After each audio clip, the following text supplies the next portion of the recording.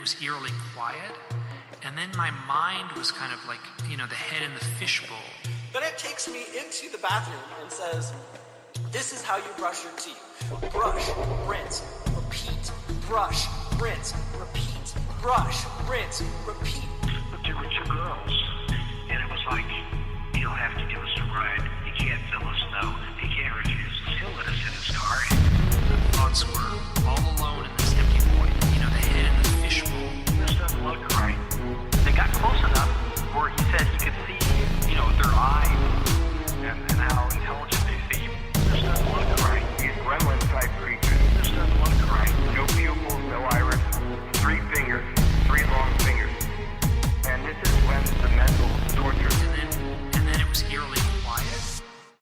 Hey guys, welcome to Conspirinormal. This is Adam, all by my lonesome. I just did an interview with Gary Lachman, and a very interesting interview about Colin Wilson, who is kind of a inspiration for me as well as for Gary. You may have heard me read some excerpts from a book called The Mammoth Book of the Unsolved. That is by Colin Wilson and also by his son Damon Wilson. So we're going to talk about this book that Gary has out called Beyond the Robot. And I'm kind of doing this intro because I started talking to Gary and we just started kind of going into the interview straight ahead. So there really was no break there for me to start the interview, so that's what I'm doing now, and so I'm going to go to that, and after that Rob and Serfiel and I are going to get together and we're going to talk about a book called Carnivals of Life and Death by James Shelby Downard. This is our first in our series of book reviews that we're going to do. So guys, thank you very much. We will be back. I will be back with Rob and Serfiel on the flip side of this interview, so stay tuned.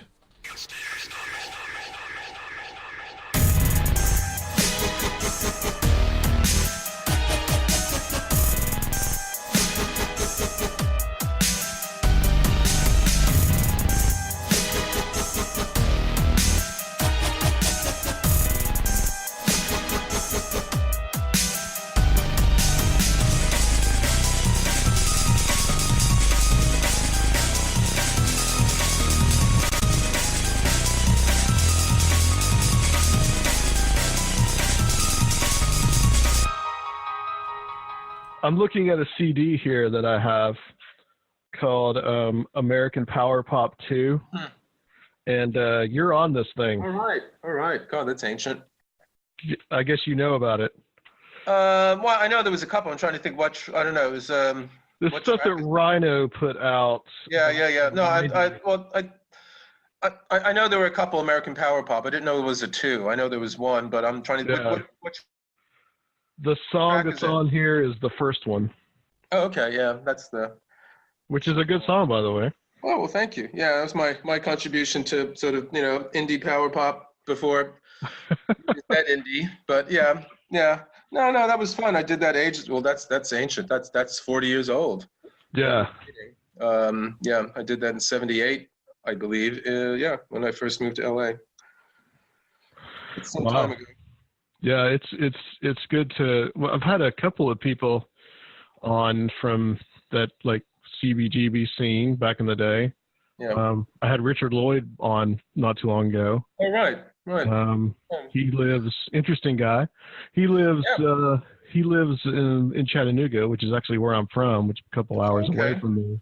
All right. And it's funny because I didn't. Well, we knew who each other were back in the day. We actually. Yeah. We were on tour together in the sense that Blondie opened for television, again, 41 years ago, 77, when we came to UK for the first tour. And I was going to say more recently, we've had a bit of exchange on Facebook. Oh, okay. Yeah, sort of similar interests in, the ideas of Gurdjieff and Ouspensky. So years on, you meet people in another way and about something else as well. But no, I know his book came out, and I haven't had a chance to look at it, but apparently it's got good reviews. Yeah, it's a good book. I really enjoyed it. We kind of got him on the subject of the more kind of mystical stuff, which I think he actually kind of appreciated. Well, I'm sure he does. Yeah.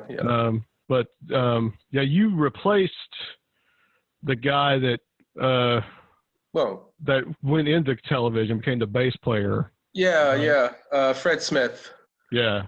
The story is Richard Hell left television to start what became the Heartbreakers with 2/3 of the 2/5 of the New York Dolls and Thunders and Jerry Nolan.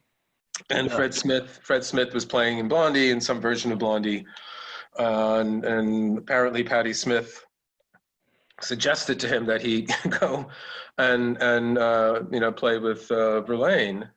And apparently there was this had happened a couple times before. I think there was another, Ivan Krall, he was a guitarist who was playing with Debbie in some early incarnation and then got pinched to be in the Patti Smith group. And so, I knew the drummer Clem, and I was on the scene, wore dark glasses, was very skinny, and all that kind of thing, and could barely play. And that was the best thing. That was the, and I'd met, Debbie and Chris and all that. We had gone to, some of their gigs in downtown downtown Manhattan. In any case, so I started playing. So there's all this kind of family tree sort of thing. Right. Yeah, I have that first Blondie album somewhere. The one that you're on, and I listened to I'm Always Touched by Your Presence here yesterday or a couple of days ago, and knowing what you're what you write about now, listening to that song makes a lot of sense. Yeah, well, as I've said other places, I think it's the only song or the only top 10 hit that has theosophy in the lyrics. Yeah, it does. Yeah, I caught that. I never, never caught on to that. Never caught on to that line.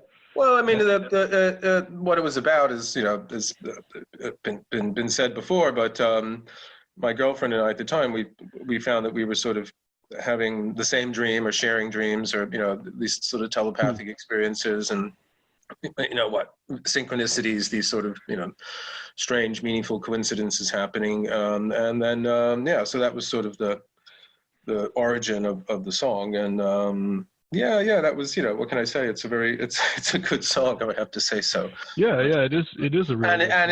And at the time I was on top of the experiences we had, or, within them, or they took place within this, was that I had already started reading the sort of thing I'm writing about now. That's when it started, when I was playing in Blondie in 75. This time, that's 42 years ago. This time of year around starting, and a place we lived in on the Bowery, a loft space not too far from CBGB, the club where everybody played. Somebody who lived there, this flamboyant wild artist, was very much into Crowley and the tarot, and he was doing these big paintings like based on tarot cards, and he had a deck of Aleister Crowley's tarot deck, Thoth tarot deck, which was still relatively rare at the time. And he would do these readings, and then books were floating around, and Debbie and Chris had a kind of kitschy interest in the occult and sort of voodoo dolls and candles and things like that, and pentagrams and pentacles and things.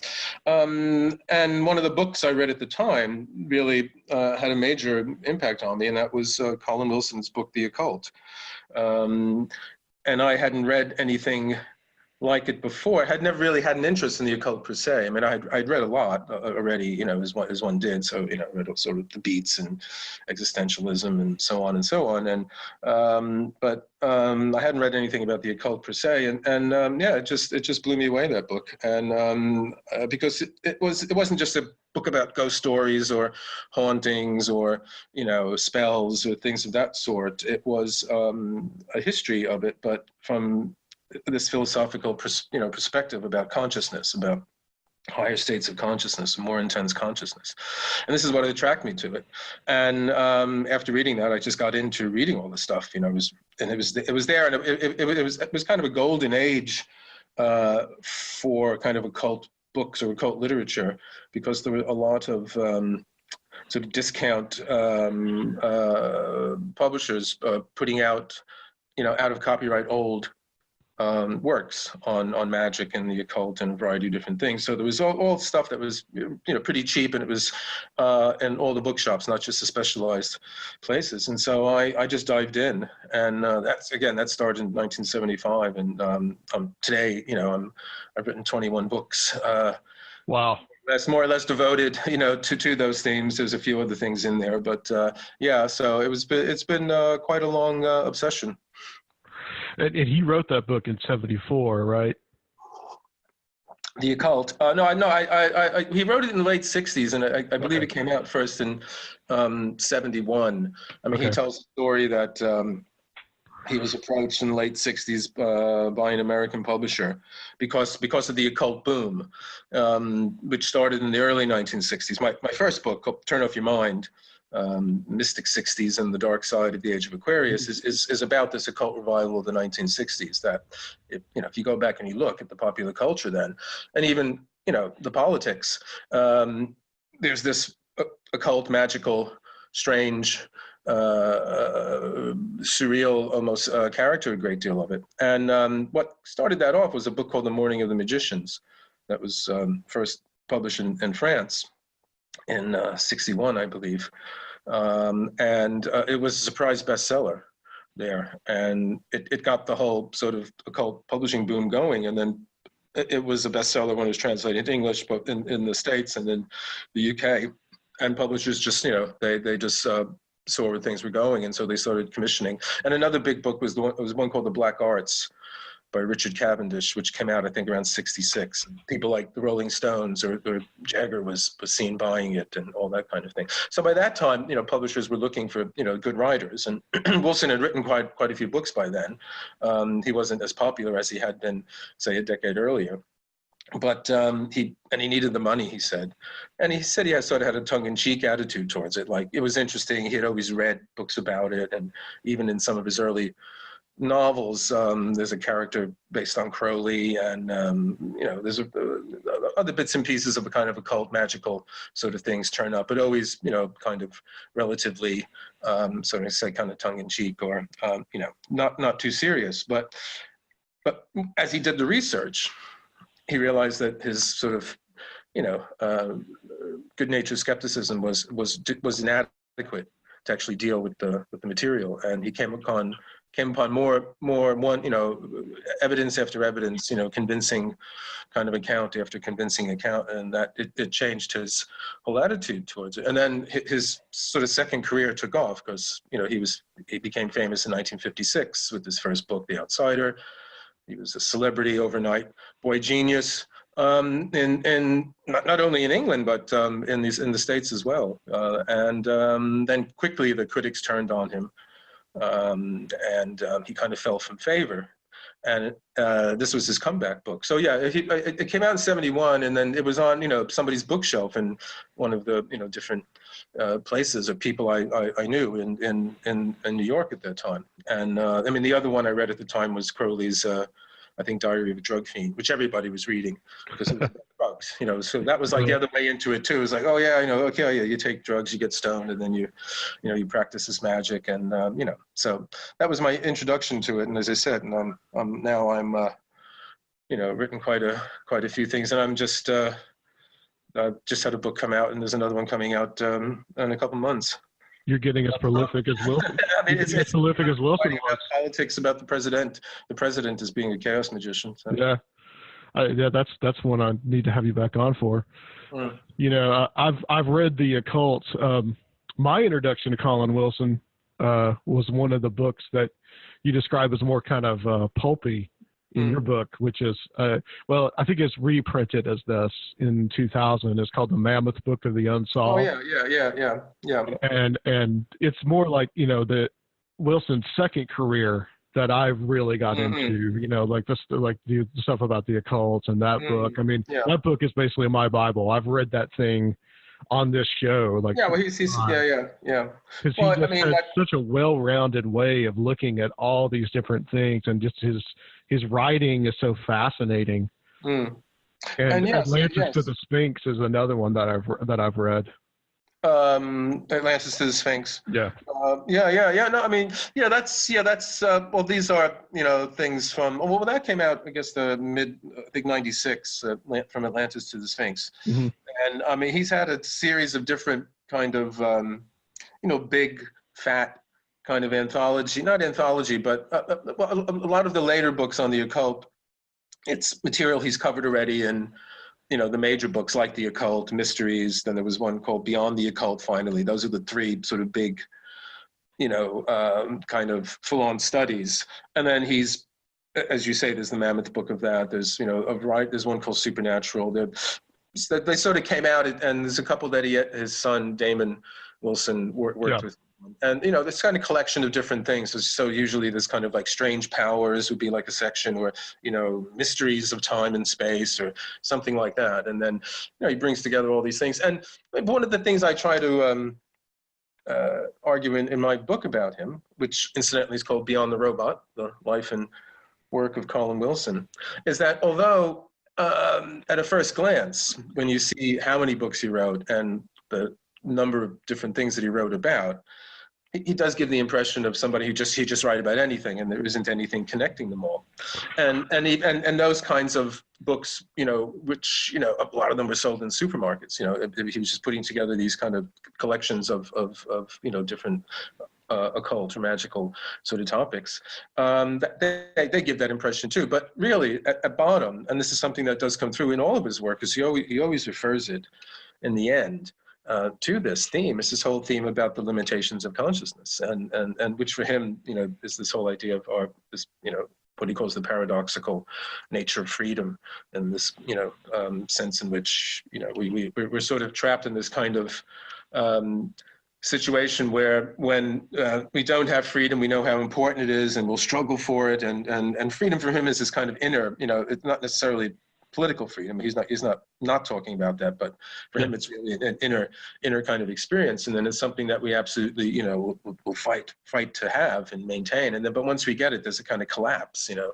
Our grasp of it weakens, and the intensity that we felt when we were striving to regain it kind of goes away. And this is this key problem in human consciousness, and this is what he addressed over a career lasting more than half a century. And it took him from originally writing about existentialism and people like Nietzsche and Sartre and Camus and things that were very, very popular and at the forefront in the 50s to, as you say, this later exploration of the occult and the supernatural. But they're all connected. Let's talk about let's talk about his early life, his life before he wrote The Outsider, because I believe, he was fairly young. He was 24? He was 24 when it came out. Yeah. Yeah. No. Wilson was born in 1931 in Leicester, which is a sort of industrial city in the Midlands of England, and from a fairly early age, he felt this kind of alienation to kind of the world around him, because, basically he thought people were really stupid and just kind of, half asleep most of the time, and their vision of reality was so limited and narrow. And he grew up in a working class family, blue collar, in the States, and they weren't poor, they weren't well off or anything like that. So he had, fairly limited opportunities around him. But he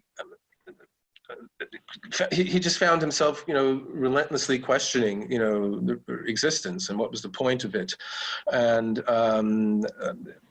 was completely baffled by how people could not be troubled by questions like, where does space end? And, which we know that, where does the universe end? Because it's an unanswerable question. The idea of it going on infinitely is inadequate. We can't quite, grab that. Or the idea of it suddenly stopping somewhere, we can't quite grab that either, because, what's behind it or something like that. So these kind of, or time, similarly, these kind of mysteries at the base of human existence.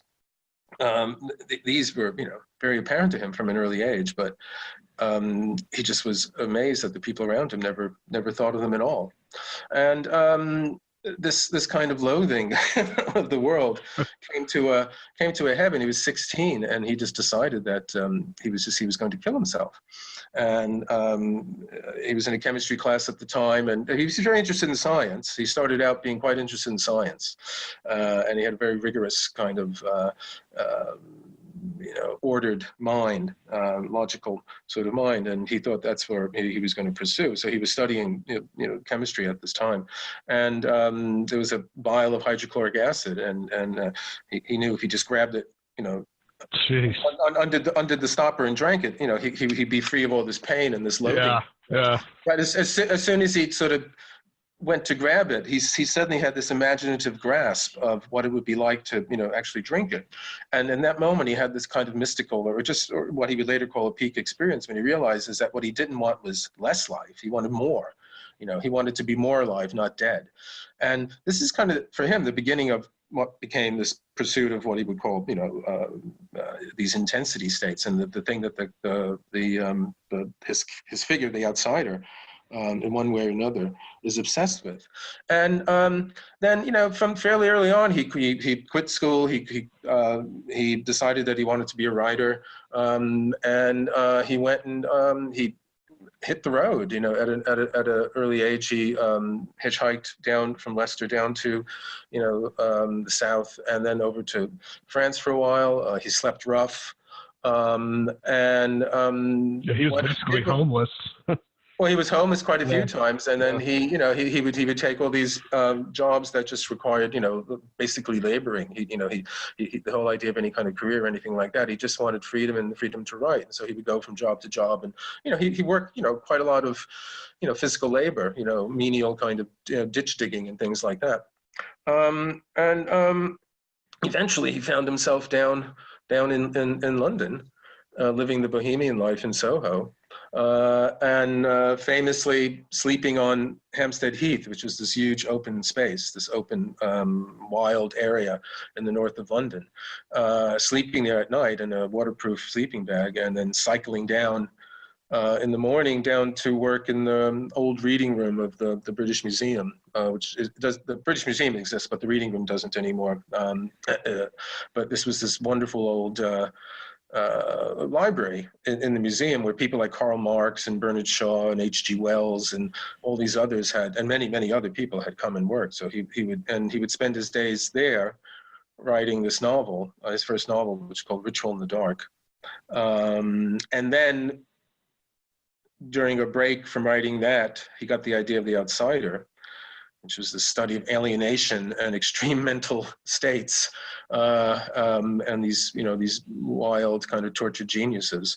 And he wrote that in a kind of flash, the first, opening chapters of it.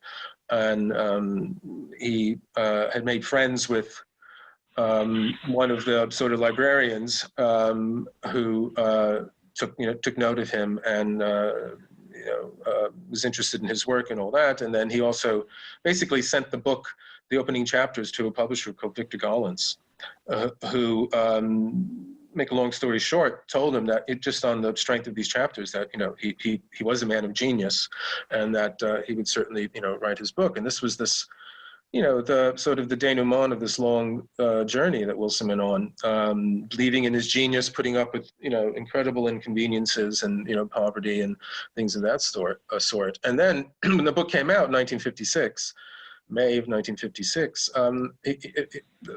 he woke up to a country singing his praises. It was an overnight success. His genius was being, praised in all the major newspapers of the day by, very important literary critics like Philip Toynbee and Cyril Connolly and Edith Sitwell and others like that.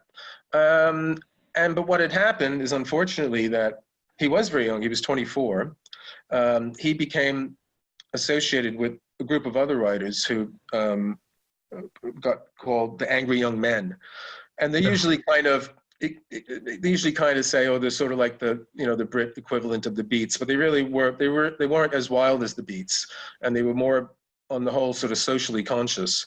And this is people like John Osborne and John Wayne and Kingsley Amis, who's a bit older, stuff like that. But they were kind of like the literary punks in a way of the mid-50s. At the same time, this is when sort of like Elvis Presley was first becoming famous, and James Dean had been around for a year or two or something like that. So this whole kind of youth energy, and so much of it is kind of disdainful of, you know, what came to be known as the establishment. It was disdainful of the, you know, the generation before it. But Wilson didn't really have these kinds of social issues, and he really wasn't interested in sort of you know, the working man's problems or this sort of thing. He was really, you know, he was England's homegrown existentialist. So he was concerned and obsessed with this notions of this inner freedom, and people like Nietzsche and Sartre and Camus and Hermann Hesse. He was one of the first people to write in English at length about Hesse, who subsequently became, you know, posthumously, you know, a bestseller in the mid 60s into the 70s. And what had happened is that after this group of writers getting all this press, sort of like, you know, rock stars would get later, or movie stars were getting at the time, and the photographers would follow them around in their haunts in Soho and in the pubs and things like that. And they were always kind of getting into these, you know, sort of literary battles that would kind of almost turn into, you know, fisticuffs and so on. The public just got really tired of them. You know, they just got fed up with seeing these, you know, young,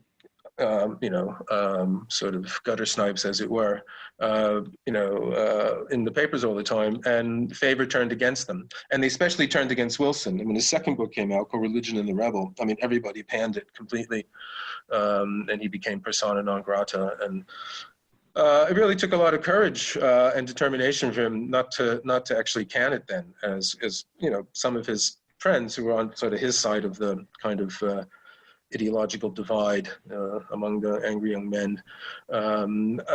Many of them stopped writing, but he hunkered down. He wound up going down to Cornwall from London in 1957, chased down there by a scandal. And he stayed down there ever since. And that was the best thing to happen to him. I mean, he holed up in, you know, then there was nobody else around. He started out with this kind of mud cottage, you know, and later moved into a bigger place. But it was sort of the end of the world down there then. Yeah.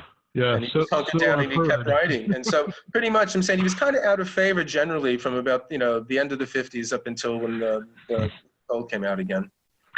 So I wanted to ask you, well, first, it's kind of like a three-part question. So what is The Outsider about?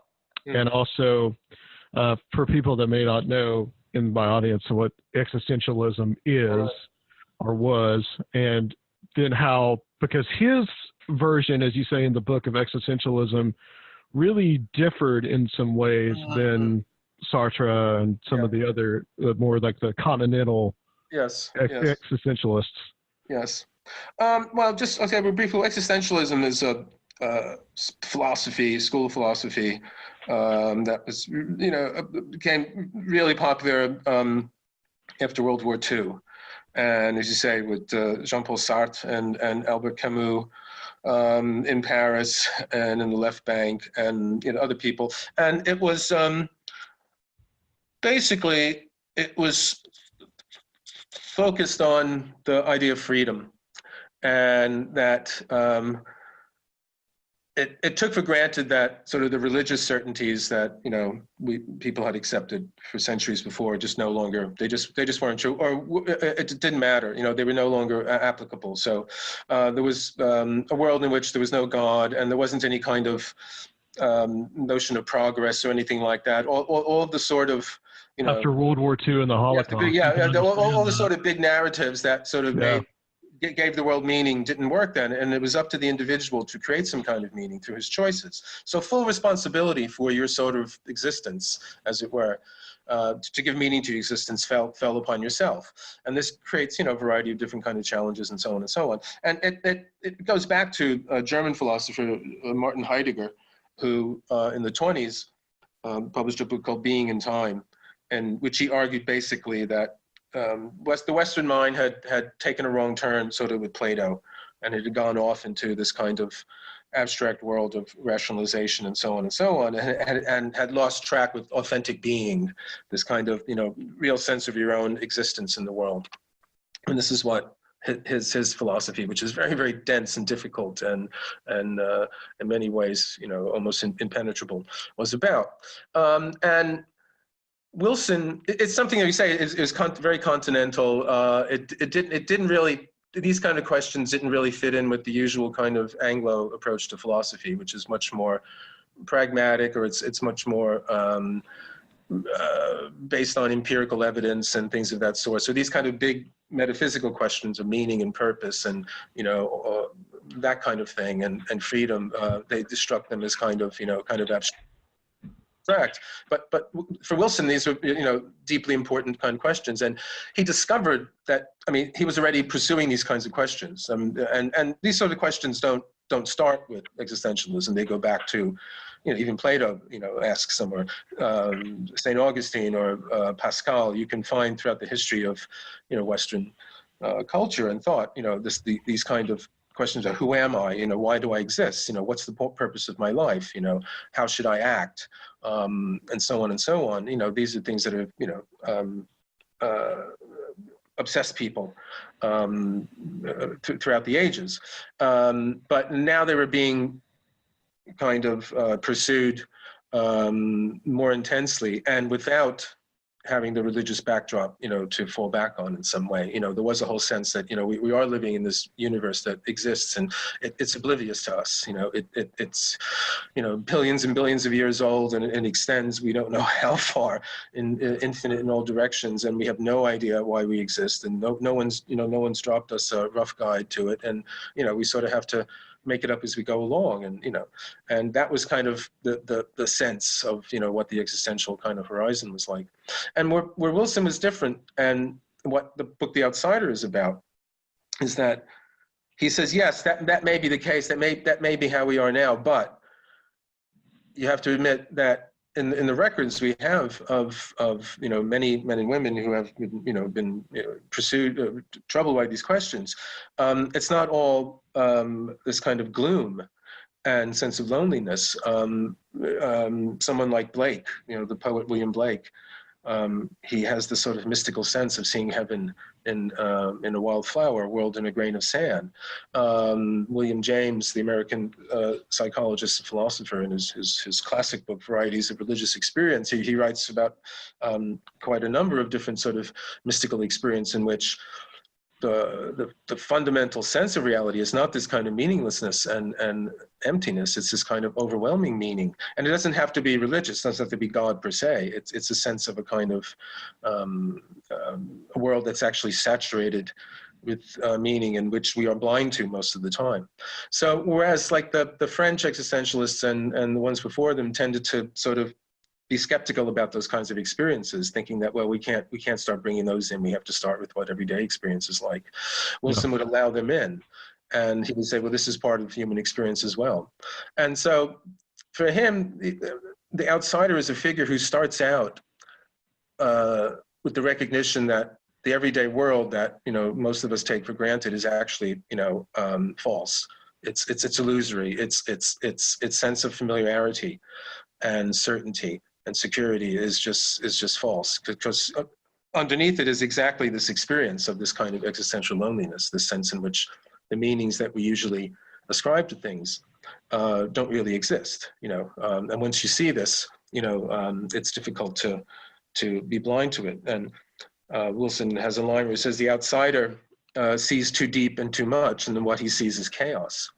And so the outsider first recognizes that the world, everyday world, the values of the everyday world that we all take for granted are actually illusory. He starts on this kind of, what we would say today, a journey.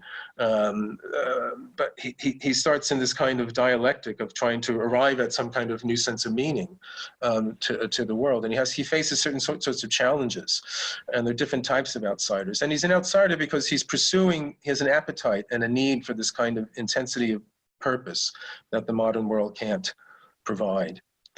Wilson says that at an earlier time in the Middle Ages, let's say during the medieval time, monasteries and churches, for men and women of like a strong kind of need or an appetite for a sense of purpose in some way, they could go into these, they could enter these places, and they could devote themselves to spiritual pursuit. But in the modern secular world, there's no really place for these people to go to, and they start to feel misfits in the ordinary world, and it's actually it isn't fun. It isn't fun for them because they feel out of joint. They don't fit in. That's why they're outsiders. And you're not an outsider just if you're a sort of a beatnik or a bohemian, or if you're in some way a nonconformist, because the whole idea is the outsider has to transcend his outsiderness. He has to get past this halfway house when he rejects the everyday world, but he still has a deep sense of the need for some kind of purpose, and he seeks this out. And eventually, in the long run, the purpose, to put it in a nutshell, to put it in most general terms, for Wilson is the pursuit of these more intense states of consciousness, these more intense sort of moments that he later called sort of peak experiences. But in the original book, The Outsider, he charts through this kind of experience through a variety of different writers and philosophers. So I've mentioned Hesse and Nietzsche, and people like Van Gogh and T.E. Lawrence and Václav Nijinsky, the great Russian dancer. And also, Wilson, again, he was one of the first people to write about Gurdjieff. The Outsider came out in 1956. Gurdjieff had died in 1949.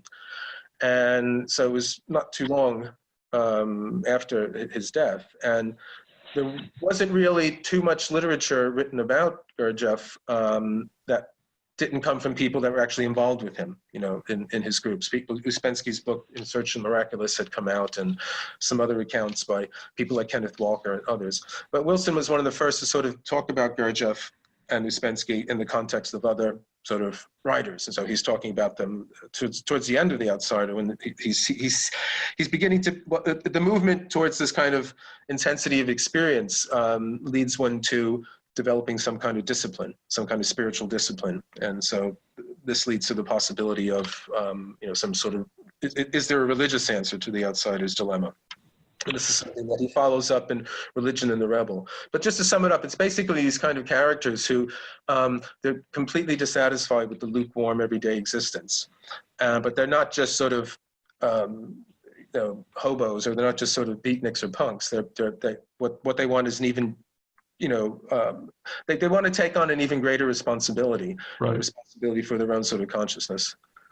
Yeah, I'd never read The Outsider. I'd always seen that, on his books, from the writer of The Outsider, and reading your synopsis of it really made me want to read it. So, well, I can't insist, enough that you should, because I got it from Kindle. It's been a long time ago, but it's the book that sort of starts him going. So, Yeah, I got it on Kindle for 99 cents. Oh, there you go. That was I think 99 cents worth spent. There you go. And it seems like too that he, we talk about kind of like his two different careers, but it almost seems that he really, like, his first book really kind of sets the tone for all of his writings, really. Well, I mean, he's as I said, it's the same idea that obsesses him throughout his long career. I mean, there's an essay by a British historian, Isaiah Berlin, called the Hedgehog and the Fox, and it's a study of Tolstoy. But the reason this comes up is that the hedgehog knows one big thing, and the fox knows many things, many little things. And Wilson is a hedgehog. There's one thing that obsesses him, and so he's writing about the same thing from day one to the end, and pursuing it in a variety of different ways. I mean, he's written books about existentialism. He's written novels. He's written about psychology, the occult, but also he wrote a great deal about crime. I mean, which he ties in with the psychology of consciousness and these sort of existential issues around freedom and purpose and all that. And I said his first novel, Ritual in the Dark, it's best described as Jack the Ripper meets the brothers Karamazov in post-war London, because you have he takes the Jack the Ripper murders as a kind of obsessed with the Ripper murders. Oh yeah. Well, he was obsessed. Well, he wrote. I mean, I'm saying he said he's an obsessive. I mean, he admits to that. He says he's basically interested in a few things and that's it. And I'm sorry, I don't mean to be rude, but I'm not interested in other things. So that's it. So take me as I am. And so I think it served him well. No, well, I mean, if you like his books, then yes, he wasn't necessarily, how should we say it? He wasn't necessarily, very exciting to hang out with, put it that way, because, he wasn't particularly, interested in small talk and all that. But, the other side of that was, all these wonderful books he wrote about fascinating subjects, which he goes into, and he has this wonderful style. He can practically make anything interesting. But getting back to Ritual in the Dark, so he takes the Jack the Ripper kind of story about a sex murderer, and he uses that as an exploration of these sort of three outsider types. And this is kind of where the brothers Karamazov thing comes in. So the one of the themes in The Outsider is that what happens in us is that we tend to develop one kind of way of being in the world, or one sort of faculty or side of ourselves at the expense of others. And so there are intellectual outsiders, people obsessed with ideas in the mind, like Wilson himself. There are emotional ones that are more, say, keyed into feeling. And for him, in The Outsider, the painter Van Gogh symbolizes this sort of feeling, emotion-based outsider. And Van Gogh's life is, my God, he wasn't an outsider. Yeah, he was. He was, and he went through the extremes where he had these visions, the sunflower, or Starry Night, where the world just seems absolutely alive and just incredibly vibrant, with vitality and energy. And then the crows and all that, the sort of dark, emptiness, and he winds up shooting himself and all that. So ultimate no, won out in his case. And then there's the physical outsider, which in The Outsider, Wilson symbolizes through the Russian dancer Vaslav Nijinsky, who in the early 20th century, he was incredible. There was even people were convinced that he could actually stop sort of in midair. He'd be able to leap up and sort of be motionless which is physically impossible according to science and so on. But he seemed to be able to do this, and he was an incredible dancer and choreographer. But he had no control over his motions. He was sort of a very excitable character, and was not particularly articulate. Although his diary is one of the most poignant sort of spiritual testaments of the early 20th century, and like so many of the outsiders, he went mad. Nijinsky went mad, Nietzsche went mad. So many others of them just went off the deep end. And so what Wilson does is, in the novel Ritual in the Dark, he has three characters sort of symbolizing these different outsider types: the intellectual, the emotional, and the physical. And so there's a character based on him, the sort of the hero Gerard Sorm, who turns up in a couple other novels. And then there's this this sort of sex murderer character, although we're not quite sure until pretty far into the book that he actually is the murderer, but he's sort of the physical kind of character. And then there's a painter in there as well. And so it's a fantastic novel. I mean, it deserves to be come out as a kind of Penguin classic or something like that, and that came out in 1960. So he wrote novels about this, but again, he's using crime. He's using this these sort of edge experience, these these kind of experiences on the fringes of sort of normal human behavior that he's interested in. And I mean, fundamentally, he says, it's wrong to consider the criminal or the murderer as a complete kind of different kind of person, because, the only difference between ourselves and them is that the kind of devaluation that, we indulge in every day with them is just more extreme. And one of the reasons he's interested in studying crime is like, what does it mean for someone to be able to kill someone, let's say, for the sake of, whatever, $20 in their wallet or whatever it is, the devaluation of not only the life of the person they're killing, to rob, but their own life. They're willing to throw away their freedom, for the sake of that. But we shouldn't think of them as these sort of, completely different kind of, separate species, as it were, because we ourselves in our own daily lives, we devalue our experience in the same sort of way. Again, this is this whole thing about when our freedom is threatened, if somehow it's going to be taken away from us, we suddenly have a vivid, immediate, direct, instinctive grasp of how important it is and how vital it is, and what it means to us. Its value is just unquestionable.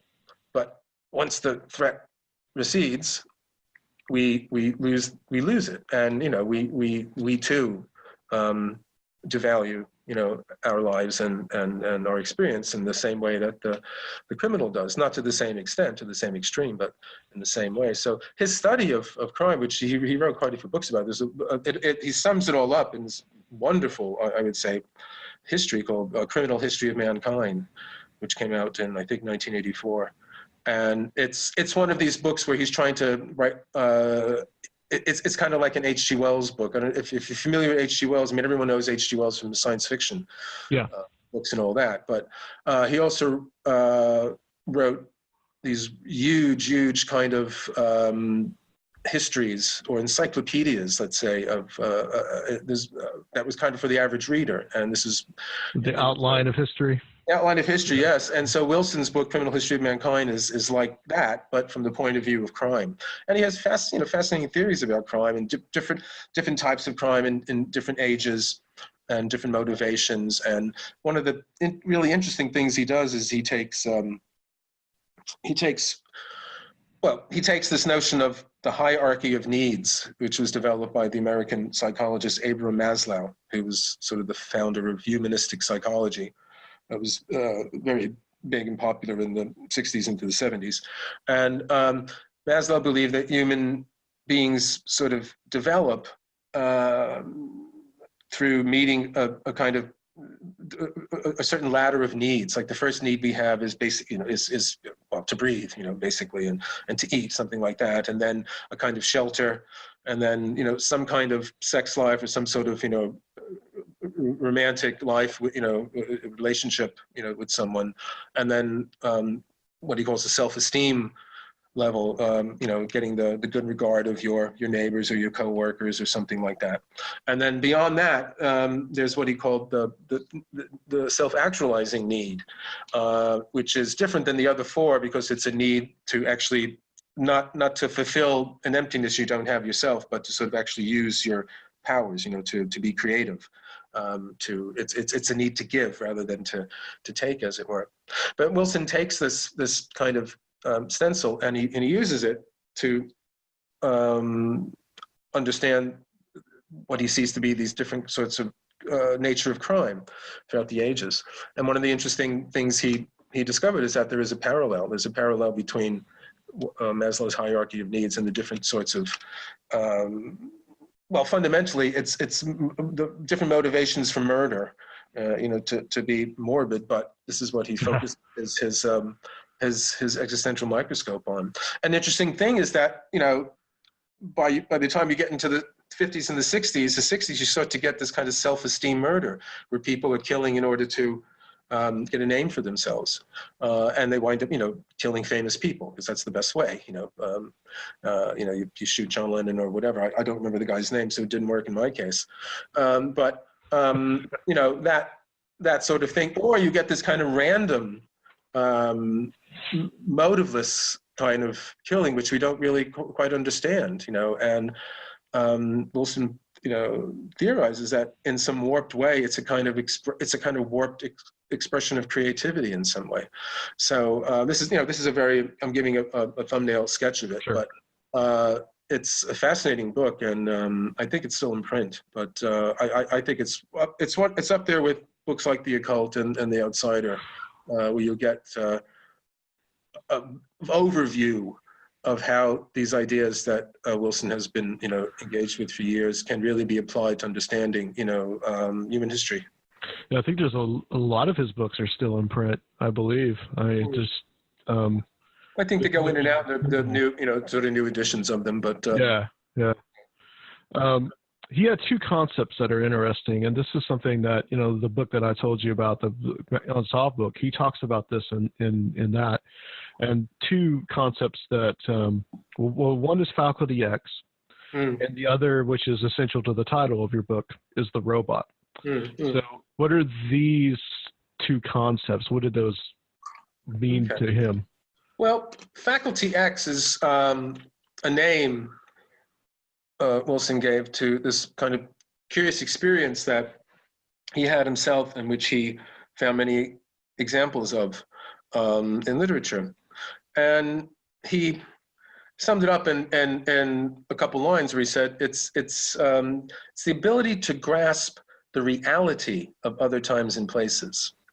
Now, that's not the same thing as being able to grasp, that other times and places. I was in New York 3 years ago, and I stayed, on Fifth Avenue somewhere or whatever. That's another time, another place. It's not just the kind of cognitive knowledge of the past, but it's grasping the reality of the past. And one of our problems, Wilson says, is that human consciousness tends to get fixed in a very small patch of space and time, and what we call the present moment. And our sense of reality normally doesn't stretch too far than what's immediately in front of us. But in certain moments, the sense of the vividness of some past experience comes back, and it's not only that we remember that experience and have nostalgia for it, but its reality strikes us in some way. The fact that was real too. Or basically, another way of looking at it is saying, I am wrong to think that what is real is only what's right in front of me. Reality stretches beyond, and again, it's not an abstract recognition, it's not an abstract consent to that idea, it's actually felt, it's experienced. Yeah. And the famous example that he uses is Marcel Proust's huge novel, Remembrance of Things Past. And at the beginning, the main character, he tells the story about how he tastes, there's a little cake they call Madeleines, and it was dipped in a kind of herb tea, and he tastes that. And suddenly the taste of that brings back this memory. He knows it. At first he can't remember what it's from. And then it comes back to him that, yes, I had when I was a little boy, and we went on, vacation or on holiday to whether it was my aunt's or something like that. She used to give me some of this, and so it wasn't just that he remembered, oh yeah, we used to go there, but the actual 3D or HD, reality of it came back to him. It was as real as what was in front of him at that time. In fact, it was even more real. And there are a variety of different examples of this. Another one Wilson talks about a lot is in Hermann Hesse's novel, Steppenwolf, which is one of my Bibles when I was in high school in the early 70s, and along with millions of other adolescents. But if you know the story, Steppenwolf's about this middle-aged, 50-ish year old sort of intellectual who's fairly well off. He has enough money to live comfortably, and he can pretty much do whatever he wants. His time's his own and all that. But he finds himself pretty much every night, fighting off the desire to slit his throat, because life has become this kind of lukewarm niceness. Every day is kind of okay. It's sort of like living in Southern California. Every day, day after day, everything is sort of nice, and there's nothing, he's sort of lost, life has lost its savor. And on this one night when he's determined, yes, when I go home, I'm basically going to slit my throat. After walking a long time, he sits down at the tavern and he has a glass of wine. And just at the moment when he sips the wine, suddenly all these memories come back to him. And again, it's not just him, yes, I did that. Yes, I was there. Their full reality came back to him. And again, he realizes, oh, what a fool I've been. I'm mistakenly limiting the full extent of reality to, just what's immediately around me and my miserableness, basically, and how miserable I am. And the reason I'm miserable is because that's happened, because I've forgotten that reality is much bigger and it extends beyond, and I'm not trapped in this here and now. My consciousness can move into different times and spaces and so on and so on. And so Wilson says this is a perfectly normal capacity and function of our consciousness, except that we don't accept it. And what it is in truth is that that's consciousness actually working as it should be. Something along those kinds of lines. And again, you can see where it ties into this notion of our grasp on our sense of values, somehow weakening when, we're no longer faced with threat or inconvenience. And as Wilson argues in a variety of different ways in his books, one of the ways to induce this kind of faculty X experience is to kind of create a kind of inconvenience. And again, one of the stories that he tells often is about the novelist Graham Greene. And when Greene was a young man, he was a teenager, he was as bored, if not more, than Hermann Hesse's character of the Steppenwolf. And to relieve the boredom, what he used to do was that he had found that his brother had a revolver, and he used to take the revolver and take it on to this kind of, again, a heath, this kind of open land, and away from, people, no one could see him. And he put a bullet in one of the chambers and sort of just spun it and then played Russian roulette. Sounds like a blast. Well, and so he's there, and like he's so, just you have to imagine, he's like, I don't know, 16, 17, something like that. He's so much like Wilson was too. Again, I started out saying how Wilson, was so utterly, miserable that he was, he almost drank hydrochloric acid. So Graham Greene is there, and he's got the gun to his head, and so he's bored enough to do this, right? And then as soon as the hammer clicked on an empty chamber, and he didn't blow his brains out, suddenly he says, the world exploded into, a multitude of possibilities. And, he has like a mystical experience. Now, obviously, those possibilities were always there. He just didn't see them. Somehow his consciousness was so congealed and it was so dense that he was unable to perceive, these possibilities. Basically, life is worth living, you idiot. But what brought that recognition to him was just before, you can imagine, just before he pulls the trigger, he goes, I'm kind of doing a Colin Wilson now, because this is what he would do in his talks, and he would just pretty much what I'm saying. I'm kind of doing his routine. But you can imagine Greene like scrunching up his eyes and and then clicking, and then suddenly letting go. So he tightens up at the thought that he's about to blow his brains out, and then, he lets go. And so what's happened there is Greene has created an inconvenience purposefully, and then it's relaxed. And then for the few moments after that, he suddenly saw the value of life. He said now, sadly, he continued to slip into these horrible states of boredom, and he kept doing it. And after a while, not even that could kick him out of his boredom. So he gave up. And you have to imagine, my God, how lucky that he didn't eventually blow his brains out. But right. They may be unlucky, because if you read Graham Greene, I mean, this is one of Wilson's bête noirs, is that Graham, he said he was one of the most pessimistic writers around. And so Greene did that several more times. I'm sorry. He did that several more times. Yeah. I'm saying eventually it wore off. So wow. So that's kind of like this faculty X is this, and he just calls it X because we don't have a name for it. But basically, he's saying it's what it is really is our grip on reality. Yeah. We just assume that whatever's in front of me and immediately in front of me, right in front of my nose, that's real.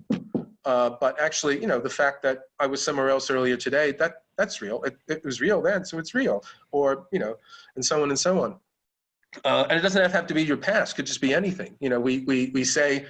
Wilson's fond of quoting the English writer G.K. Chesterton, who says, we say the earth is round, but we don't really mean it. Or we say, the sun is 93 million miles away, but we don't really mean it. Because if you really, if you really grasp that, yes, the earth is round, and it's 93 million miles away from that sun, you know, the sense of space, you know, would open up for you, literally. You know, you know, again, we tend to sort of simplify everything, and understandably, because, you know, the world is incredibly complex, and, you know, we would, you know, too much reality is no good for us, as T.S. Eliot said a long time ago. But the outsider wants more reality. He's not afraid of it. He wants to have it. He craves it. So that's what the Faculty X is about. And the robot is the other side of it. The robot is what prevents us from having these sort of experiences.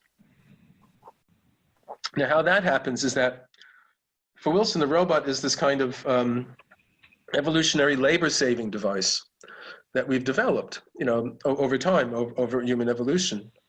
And basically, it's kind of an automatic pilot that we can hand over repetitive tasks to, so that we could devote our conscious mind to, you know, newer things, you know, different things, more things. So, classic example, you know, Wilson gives is learning how to type. I mean, first learn how to type. It's a grueling, onerous business, because, you know, you have to look at every key and where it is and all that, and so you're so intent on actually learning how to do it that you can't even really think about what you want to type. But then, with any luck, over time, you get the hang of it, and then suddenly you can type without having to think about it, without having to look at your fingers and making sure they're going onto the right keys, and you can think about what you want to type. And what's happened is that the kind of business of actually doing the typing has been passed over to this evolutionary labor-saving device that Wilson calls the robot. And the robot does other things too. It learns foreign languages, how to ride a bike, how to play a musical instrument, you know, driving a car. You know, many of us have had the experience where you're driving and having a conversation, or you're thinking about something, and suddenly you've gone 40 miles and you know, you haven't even noticed that you've done it. Yeah. Your robot has done it for you. And oftentimes it's actually best that we leave him or her to do that, because that's their job. Oftentimes, if we interfere with this kind of work that they've taken over, we mess it up. I mean, I know when I was a musician, if I started thinking about what I had to play, it would get in the way, and that would always make it, you know, more of a chance of you to make a mistake. Whereas if you somehow get out of that subconsciousness and you just, you know, get on with it, that part of you that knows how to do it will do it. But the problem with the robot, Wilson says, is that it does its job too well. It starts taking care of things that we'd rather do ourselves. You know, you're listening to music, and it's a piece of music that you love, but at a certain point, something happens and it becomes familiar. You know, that's something I'm very interested in. Like, what happens when something becomes familiar? Because then you've heard it already, and somehow it doesn't quite have the same impact. Generally, with myself, I have to not listen to it for a while, and then, you know, kind of can come back to it and something like that. Sure. A variety of different things like that. I mean, you know, Wilson jokes that, you know, he even caught his robot making love to his wife and things like that. So it's the robot starts to take over jobs that we'd rather do ourselves. And Right. He's not a villain. It's because we kind of let him do it. Because what happens is that when the reason we feel the kind of Faculty X experience, so we feel more alive, or experience our being more, as Gurdjieff would say, in a crisis or an inconvenience, is that suddenly the robot recognizes, oh yeah, you should be in charge now. Yeah, this is a new situation. It's not, you know, it's not routine. It's not run of the mill. So you need to be, and it lets go, and we suddenly have to, you know, do. And one of the, you know, one of the things that he talks about in The Outsider is a story by Ernest Hemingway called Soldier's Home, and it's about a character that comes back from World War I, and he's back in his hometown, and there's nothing for him to do, you know, that meets anything like the requirements he faced when he was in the war. Uh-huh. He remembers like doing the one thing, the only thing you had to do, and you did it well, and that was all that mattered. And it was a kind of, you know, it was both. That's a kind of a combination of like the robot doing its job, and you are there at the same time. You know, you're with it, and in a way, even though we all know that war is bad and, you know, we don't want it, it has the kind of aura of glory around it, because it is a crisis situation, and it often does bring out the best, in quotation marks, in people, in the sense that they have to meet incredible challenges, and or they'll die. And again, this is the funny thing about, not the funny thing, but the odd thing about here in English history and London history is, like, many accounts of people during the Blitz, they would say it was the best time of their life. Yeah. Somehow the crisis induced this kind of, they were more vividly aware of their own freedom, their own being, and the preciousness of things, And so this is this paradoxical thing. I mean, Wilson's whole aim is to somehow develop a discipline where you don't need to put a gun to your head in order to sort of get the robot to take a break, And his approach is, rather than try to put the robot to sleep, which is what we do most of the time to be free of it, through drugs or alcohol or trance states or some other kind of way of kind of minimizing its control over us, is that rather than put it to sleep as we need it, is for us to gain, just to become more and more intent in our own consciousness. And this is why he talks about consciousness is intentional. It's something that we actually do. It's not something we have. It's something we do. It's not a passive kind of state of things, a reflection of the world around us. It's actually an activity that we are engaged in. But again, we're not aware of it as an activity, because for a variety of different reasons, we tend to approach the world, in this passive way. And that's why so many of these outsider figures that he writes about, they went out of their way to find dangerous, sort of conditions to put themselves in. I mean, Nietzsche said, live dangerously, build your houses on Vesuvius, which sounds like really bad advice. But the whole idea is like, well, no, being comfortable and secure all the time may sound desirable, but it's a kind of living death, Nietzsche definitely wasn't comfortable.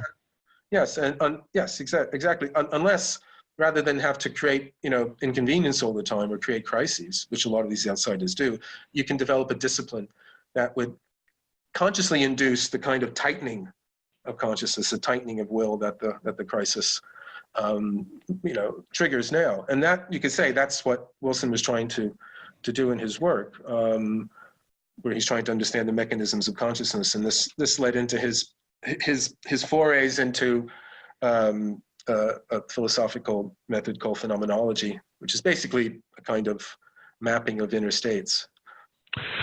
What were some of his views on, and of course I know some of this, but his views on like just the mysteries that he would write about? Like, we mentioned that he wrote about Atlantis, he wrote about UFOs, those type of things. How did some of this fit into his general philosophy?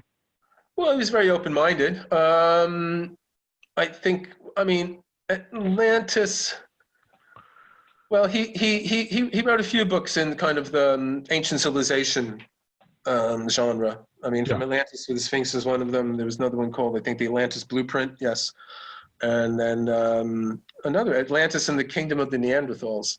Which sounds interesting. It's interesting, yeah. Well, that book in itself was more than anything else, it was a tribute to his friend Stan Gooch, who was a writer and a psychologist and a paranormal investigator. And he had developed a whole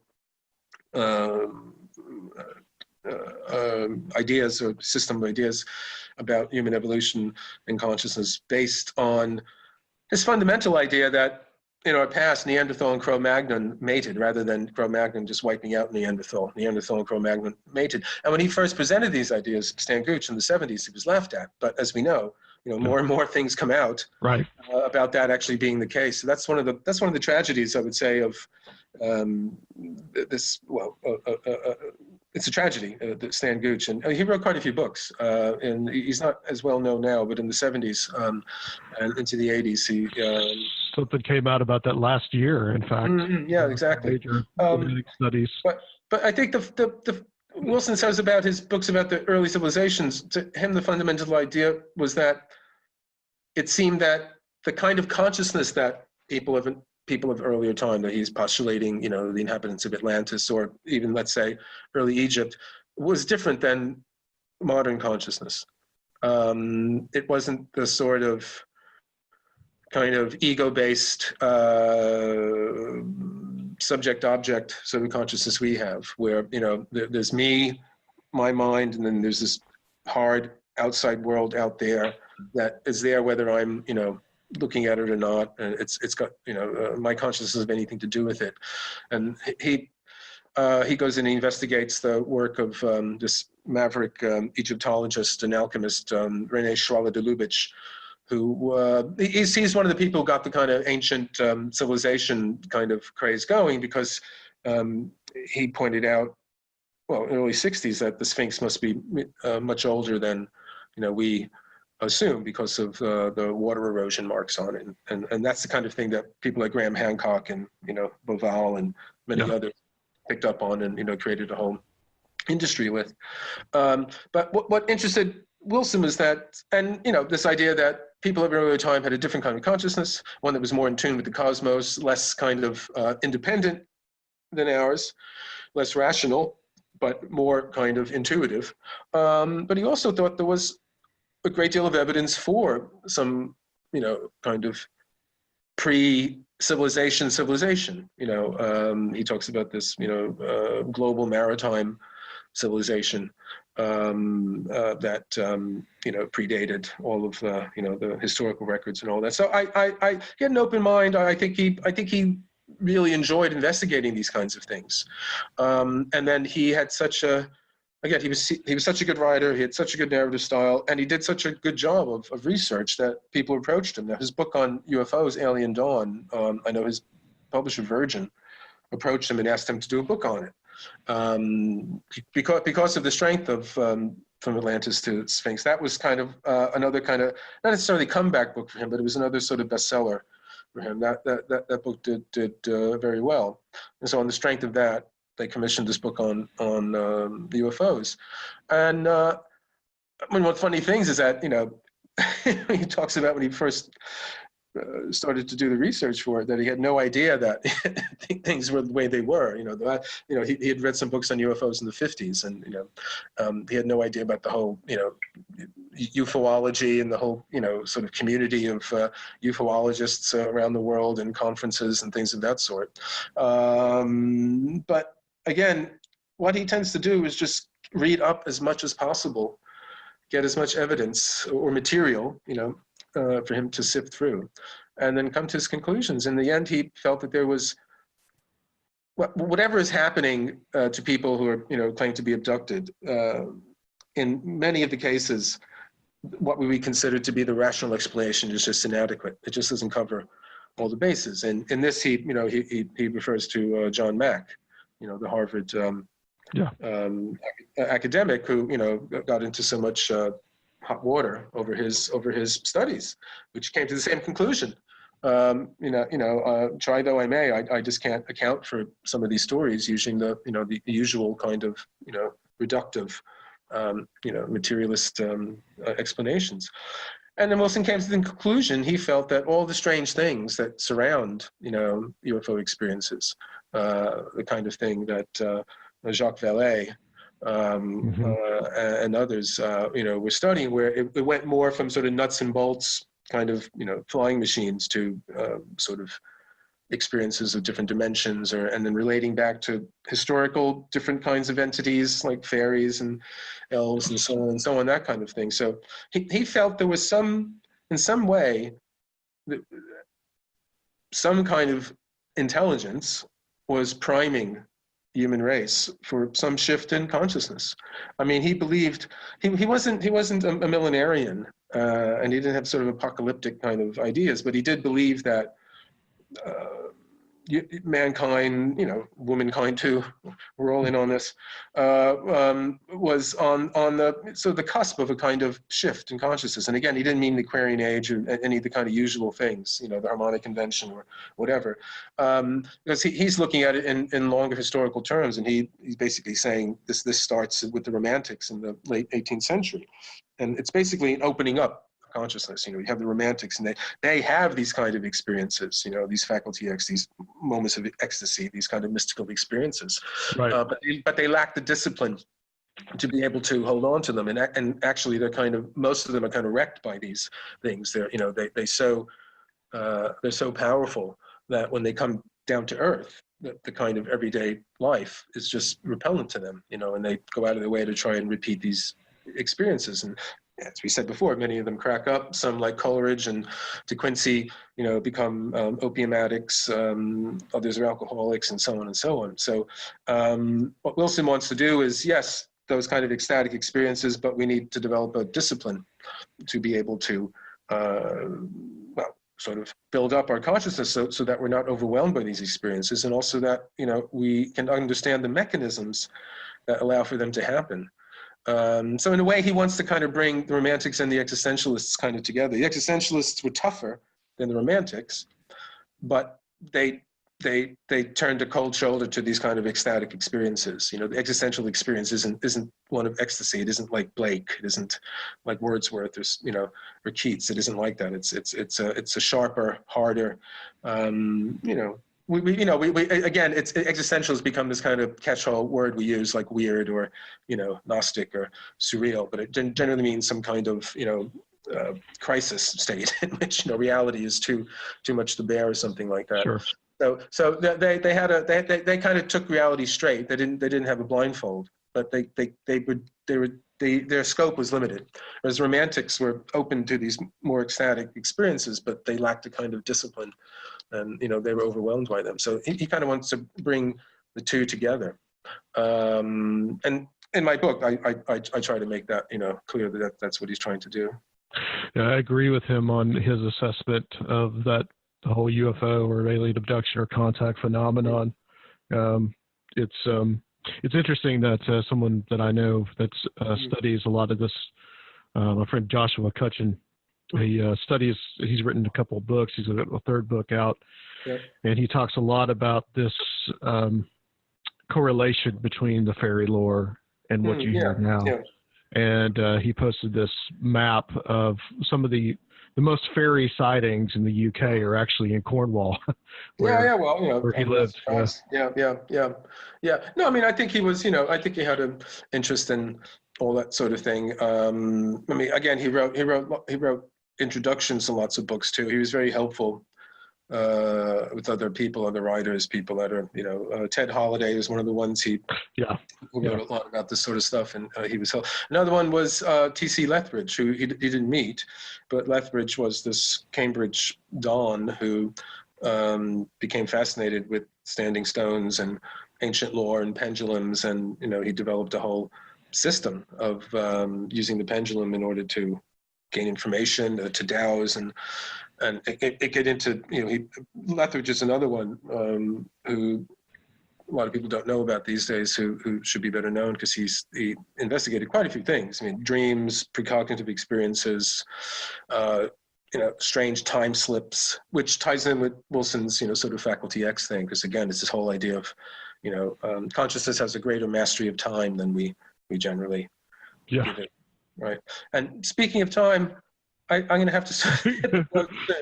Well, thank you so much, Gary. I was going to ask you a little bit about your... That was a good segue. No, you can ask me one more. You can ask me one more. Oh, well, okay, yeah. Your own kind of relationship with him, how he influenced you as well. Oh, well, after I, read The Occult in 1975, I just basically tracked down all of his books that I could find. I was in New York, and then a couple years later, I moved to LA, and I had my own band there, and just scoured all the bookshops in that area. And then when I was on tour, and I just built up a library, quite a few of his books, and I became just completely obsessed, I guess was the right word. I just thought practically everything he wrote was just brilliant, and he was talking about things I was deeply interested in, and introducing me to lots of fascinating people. Like he wrote about Crowley, he wrote about Gurdjieff, he wrote about Ouspensky, he wrote about Madame Blavatsky. Somebody, and the follow-up book to The Occult, Mysteries, which came out in '78, whereas The Occult was a history sort of the occult from ancient times to, I guess, contemporary, more or less. Mysteries was about what was happening, since it came out. And after The Occult came out, the 70s was, that was a whole decade of, occult, paranormal, mystical, supernatural, sorts of experiments and explorations for a variety of different people. And so the Mysteries just gathered so much stuff together. And he was looking into everything, I can't even begin to say. So that book I had with me in 1983, when I went on a kind of mini search of the miraculous, first with a friend of mine and then on my own. We came to Europe, came to England, then we traveled on the continent a bit. We went to places like Chartres and tracked down where Gurdjieff had his Institute for the Harmonious Development of Man in the forest of Fontainebleau outside of Paris, and then here in England, went to Stonehenge and Avebury and different places like that. And part of my itinerary was to go down to Cornwall to meet Wilson. And I remember hitching and, taking coaches and so on and finding my way down there. And I forget how I got his phone number. I got his phone number from a bookseller here in London who at the time I thought, my God, how generous he's being. But then I wondered if he was like, was kind of not a joke, but he was saying, "Oh, Colin likes visitors," so I don't know. But the thing was, Wilson, his house was open to everybody. Lots of people came there. Many different, people in kind of the alternative scene and literary people, because it was in a lovely setting. And I just made my way down and telephoned him from Penzance, which was not too far from where he lived in Cornwall. And yes, he invited me to come and stay. And so I wound up going there, and we spent an evening drinking wine. He was a great, wine drinker, and discussing his ideas. And from that time on, I stayed in touch and corresponded. And at one point, he, when I was still living in Los Angeles, he was doing sort of a book tour, and he was going to be in LA area for a while. And I was house sitting for one of the owners of a bookshop I worked at. It's called the Bodhi Tree, and it was it doesn't exist anymore, but in its day it was sort of the most famous metaphysical bookshop west of the Rockies. In any case, it was a very popular place, and one of the owners had this wonderful house up in the Hollywood Hills with a jacuzzi and a garden and all this kind of thing. So I invited Wilson and his wife to stay there. So he stayed with us there. And then we stayed friends. And since I'm living here in London since '96, I've been down to Cornwall quite a few times.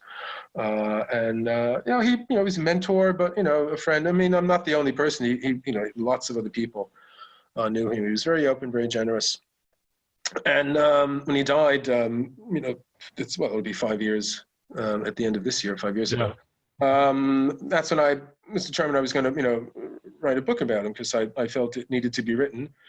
And I got in touch with my publisher, my editor at the time, at Penguin, and I said, well, I'd love to do it with you, but, I can understand if you might not want to do the book because he's not as popular maybe in the States and so on and so on. But in any case, I convinced him that, it was worth doing, that his ideas were important. And not only did he commission the book, he also, Penguin also had the rights to The Outsider in the US. And so they put out a new edition of that and asked me to write an introduction to it.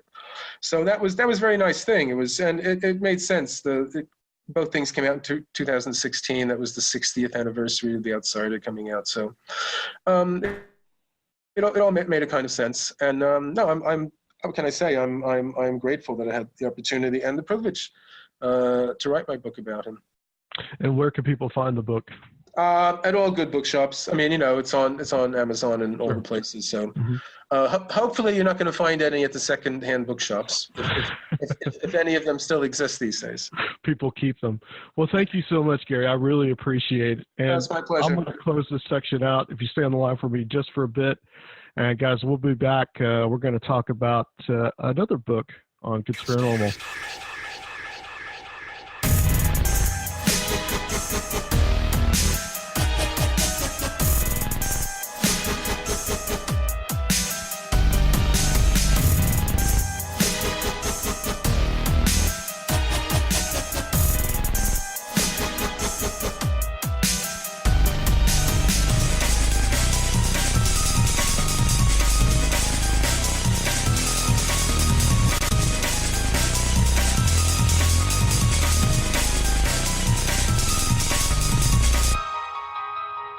All right.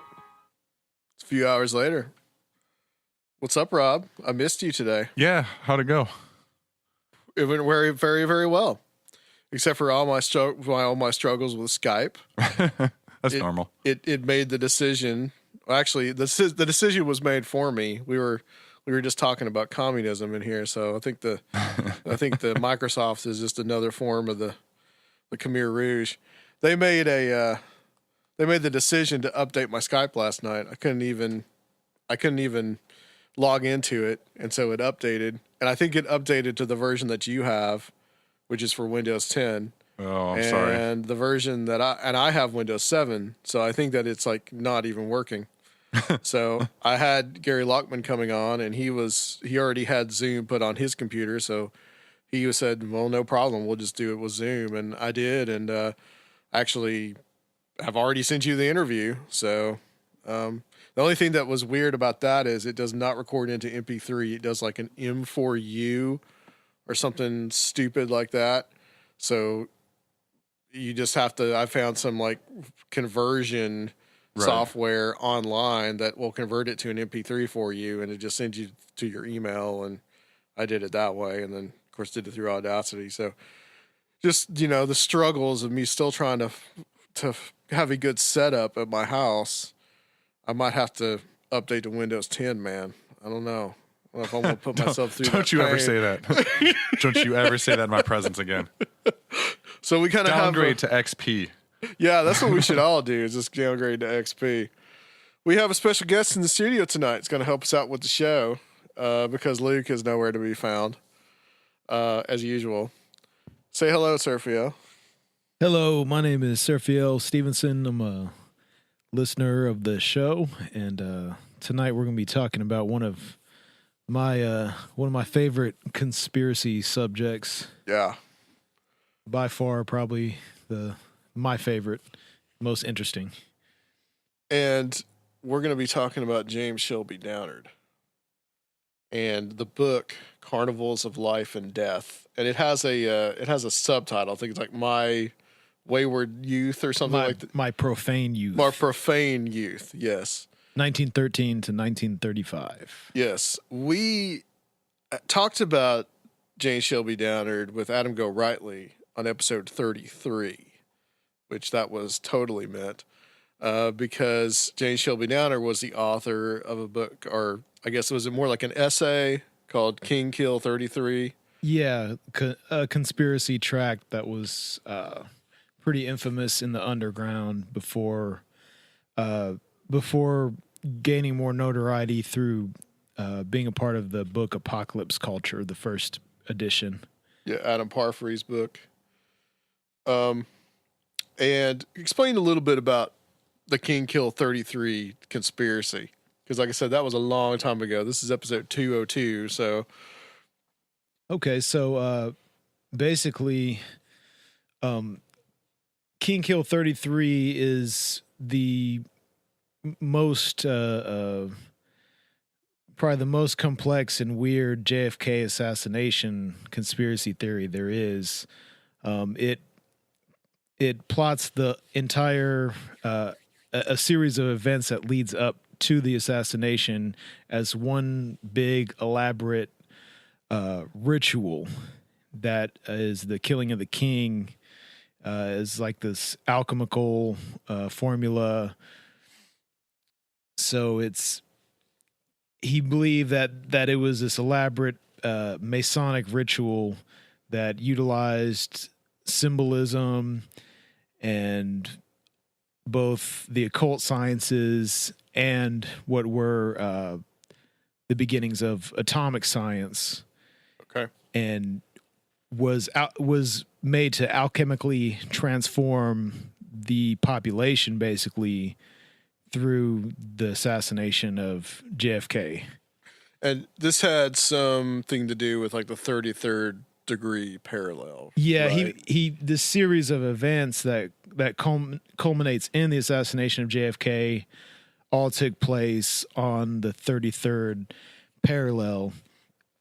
And he, that's the Masonic significance that he attributes to that, and That's kind of what ties in all these events that lead to his JFK's assassination.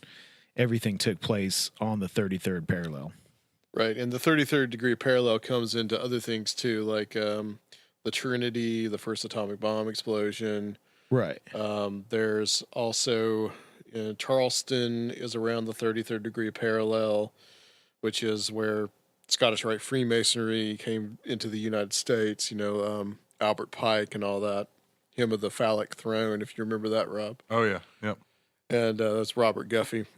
And also, Walter Bosley writes about the 33rd degree parallel in relation to Disneyland and Club 33 over there.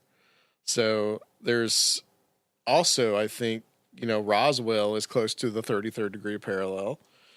And Mount Hermon, in where the Watchers supposedly come down in the Book of Enoch, is around the 33rd degree parallel. Those are some other works. I think that was David Flynn that cited that. So there's a lot of interesting things with that, like mystical toponymy. And what does that mean? The whole mystical toponymy thing, as you understand it. Mystical toponymy, to Downard in particular, was the science of places and geography. The laying out of, it could deal with like the laying out of cities, the laying out of roads, the naming of cities, of roads, of natural features in the environment, of mountains.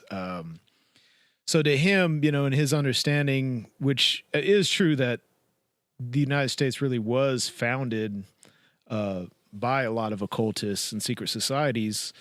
So he sees that all these places were named, for significance. Yeah, Freemasonry and all that. Yeah. He also talks a lot about, like, was it the Dornado del Muerto, the mountains, and...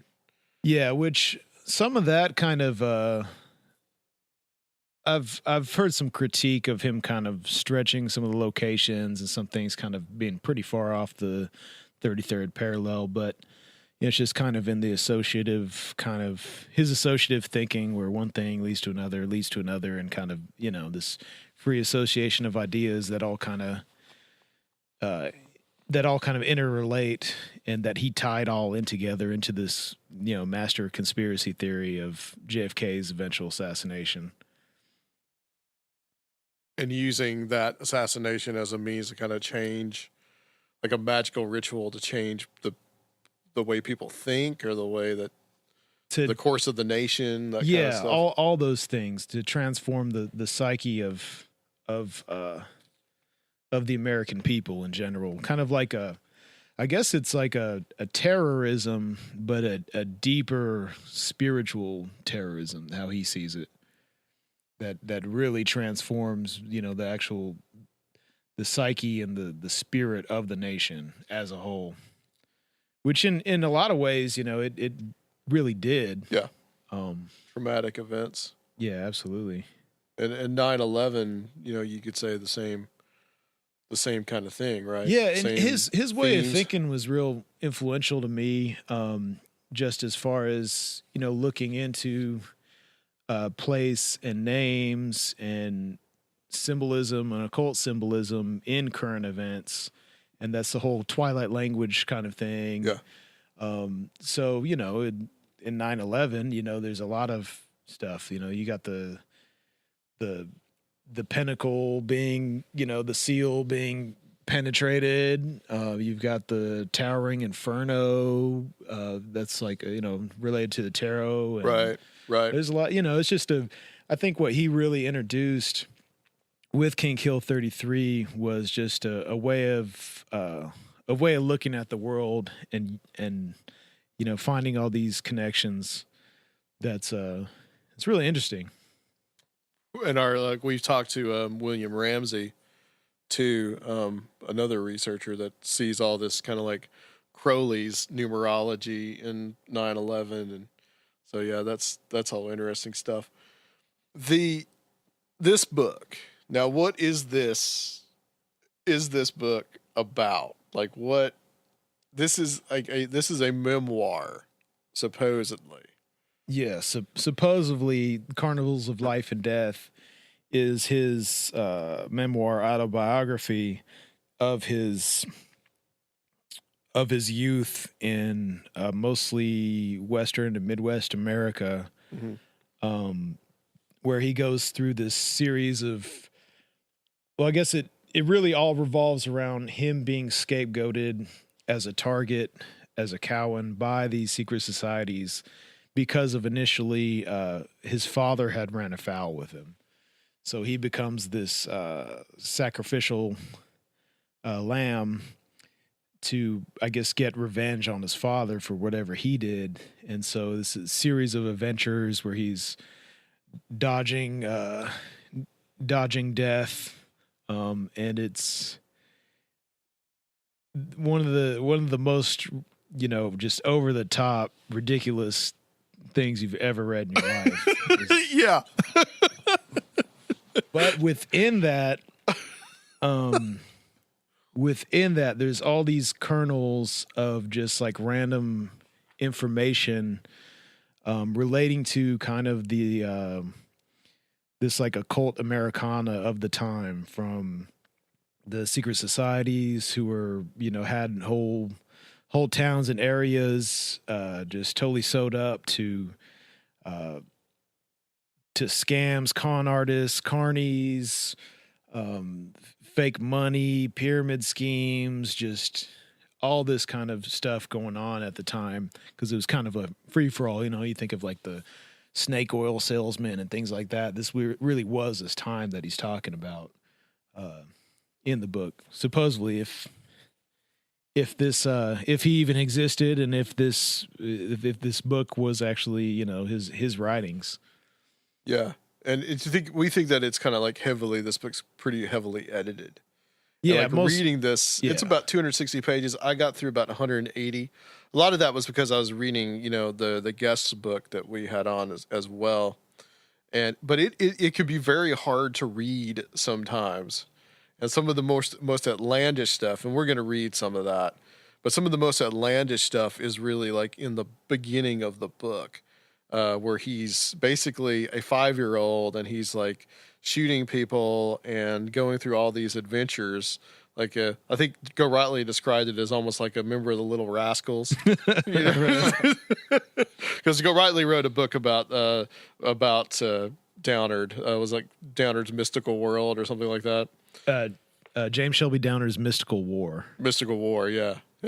Which is a really good like synopsis of both his main writings and this autobiography. If you want to get started in this wormhole, I'd definitely suggest to read that first. Yeah, it's definitely that. You mentioned a word there. Kind of want to explain that to the audience. What a Cowan is? Cowan. So Downard explains it as being a profane person who's is not a member of secret society, the Masons in particular, but is privy to information. Therefore, he's profane because he's been exposed to things that he shouldn't know about. Yeah. So he becomes a scapegoat. Which is just about all of us right now, because we're also like the internet has let a lot of this information across. But of course, cue the theremin. Yeah, at this time, the 1920s, 30s that he's writing about, obviously this kind of info is just not out there unless you're a member of one of these secret societies. Well, and the third part of this elaborate ritual is the making manifest of all that is unseen. So maybe that is the time that we're in now. Maybe that's what that represents, Yeah, good point. We were talking, you took me around East Nashville, the area where you live, and we're kind of like talking about this little synchro mystical tour of Nashville. And there's actually a Cowan Street, which is not odd in and of itself, except for the fact that it's surrounded by all these other Masonic names that are names that are associated with Masonry here in Nashville. Right, and it's in front of it winds around the World Baptist Convention, as well as behind the main Shriner Temple in Nashville. So that is like a profane person stands in front of the temple. So perhaps that was named, with that in mind. But there's also, it turns into Vashti Street, which was the daughter of a Persian king in a biblical story. Yeah. So this way of thinking and seeing names and places and symbolism really influenced me growing up. And after I read a lot of Downard's stuff, it informed how I saw the world. Mostly just speculatively, not taking too much of it too seriously. But it's pretty interesting, and the country has been shaped by occultists and secret societies. So I think there's definitely evidence everywhere, and not just that. I mean, just mythology in general, which is. I'm not one of these like people, crying Illuminati's everywhere just because I think that like the symbolism and the mythical heritage of mankind is like obviously going to be a part of art and a part of literature and right. Absolutely. Absolutely. Yeah. Because this kind of material, we talked to like Robert W. Sullivan, we talked to a few other people that are involved with Masonry, this type of subject, I mean, it goes way back. I mean, you can take it into the mystery schools of the ancient world. Yeah, absolutely. So this stuff, I mean, it's actually just kind of a normal part of human existence. So I want you to take get the book, and there's a part about his memories, because I want to make a point about this that you were reading earlier while we were at dinner.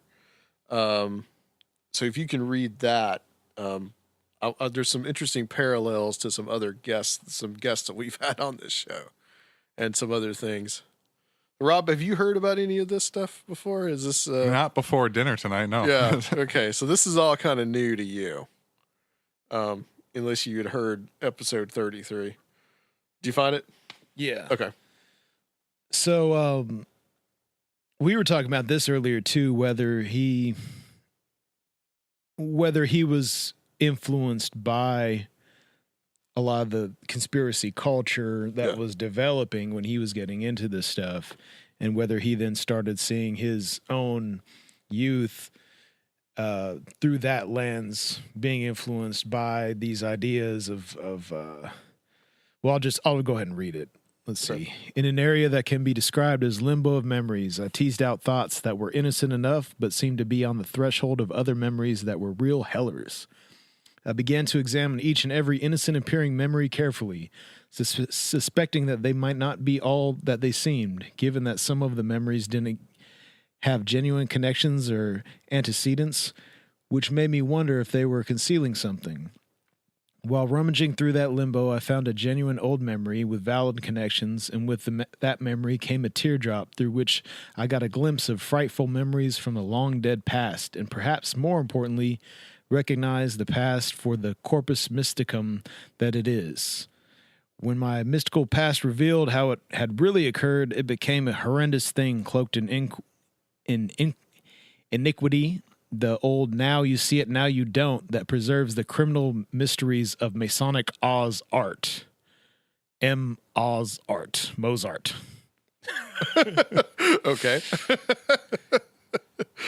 So he's basically talking about recovered memories here. Yeah. And this was something when I read that part where I was just like, okay, this is interesting. Because, we've had on, I think the one that Rob remembers the most is Captain K. Oh, yeah. Right? And how his memories of being a genetically engineered super soldier on Mars just kind of came back to him all of a sudden.